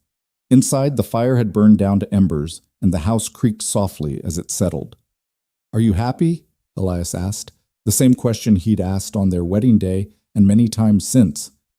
Deliriously, Lydia rolled to face him, though she could barely see his features in the darkness. "More than I ever thought possible. You?" "More than I have words for." He pulled her closer. "I came to this town with nothing, and I found everything. I found home. I found purpose. I found you. They fell asleep wrapped in each other, and Lydia's last conscious thought was of gratitude for the rifle that had defined her, for the cowboy who'd seen her worth, for the courage that had carried her through darkness, and for the love that had made everything else possible. She'd been mocked for being different, for refusing to be small, for carrying a Winchester instead of needlework. But that difference, that refusal, that rifle, they'd led her here, to this moment, to this life, to this perfect, imperfect, beautiful reality. And as she drifted into sleep, she could swear she heard her mother's voice, soft and approving, whispering the words from her letter. You were born to be mighty, my darling girl. She had been. She was. And now she would teach her daughter to be the same. The rifle still hung above their mantle, polished and ready, a reminder of where they'd started and what they'd survived. A symbol not of violence but of strength, not of fear but of courage, not of standing alone but of choosing to stand together. It had been with Lydia through her loneliest days, through her darkest night, and through her greatest triumph. And it would stay there, honored and remembered, a testament to the woman who'd refused to be anything less than herself, and to the man who'd loved her, not despite that refusal, but because of it. In Sage Creek, Colorado, in the winter of 1877, the story became legend. Not just the story of the shootout, but the whole tale of how a rifle-carrying woman and a drifting cowboy found each other and built something real. Mothers told it to their daughters as a lesson about staying true to yourself. Fathers told it to their sons as a reminder to value strength in any form. And when anyone asked how it started, how two people from such different worlds came together, the answer was always the same. They mocked her for carrying a rifle until a cowboy said, "That's the woman I'd marry." And he meant it, and she believed him. And together, they built a life worth living, fierce and tender and completely their own. That was the beginning, the middle, and the happily ever after. That was the truth that endured long after the details faded. That was the story that mattered. And it all started